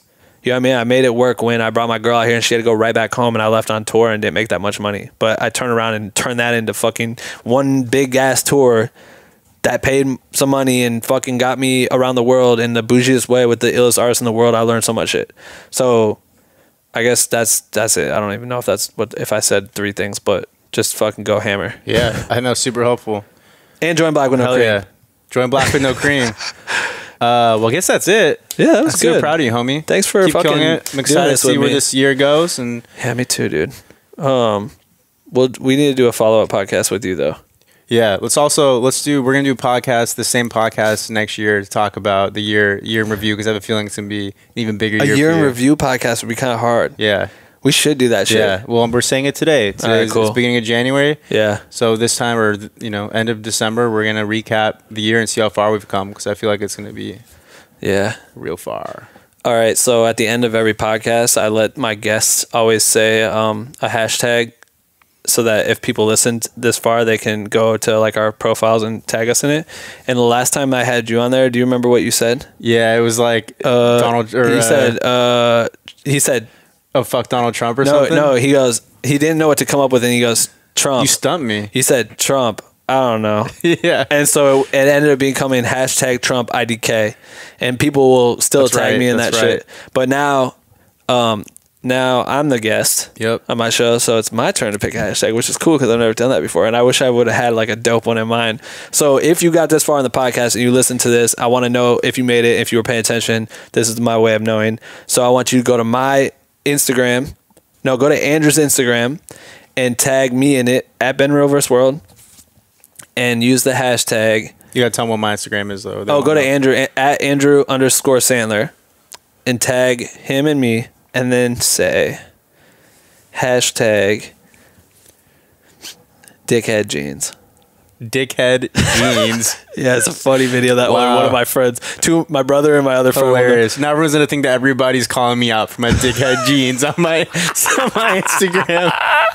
Oh my god. There's this fucking funny ass video I remember we watched by these dudes. They had a production company out here in LA. They made YouTube sketches called Little Hugs. I don't know who that was, but they had these funny videos, and this one dude made it was like an MTV sketch where they did like Real World, and the guy's trying to be this cool guy on the beach, and he makes fun of his brother that comes to the thing. He's like, "What are those, dickhead jeans?" And I remember hearing that shit, and he like put like a cool logo that pointed at him and said, "Dickhead jeans." Amazing. I was like, what the fuck?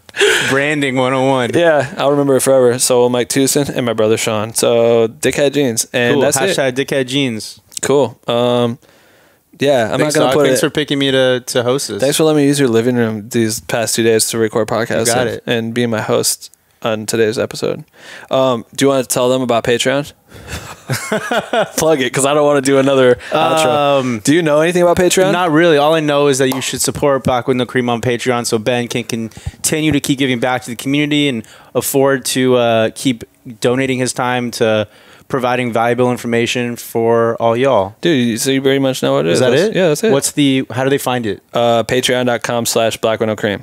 Patreon.com/blackwithnocream. By the time this comes out, it will have launched, but I'm launching it tomorrow night, so it'll be cool. Cool. Today's Support Wednesday. Ben, who supports y'all, and he'll keep putting the best shit out there.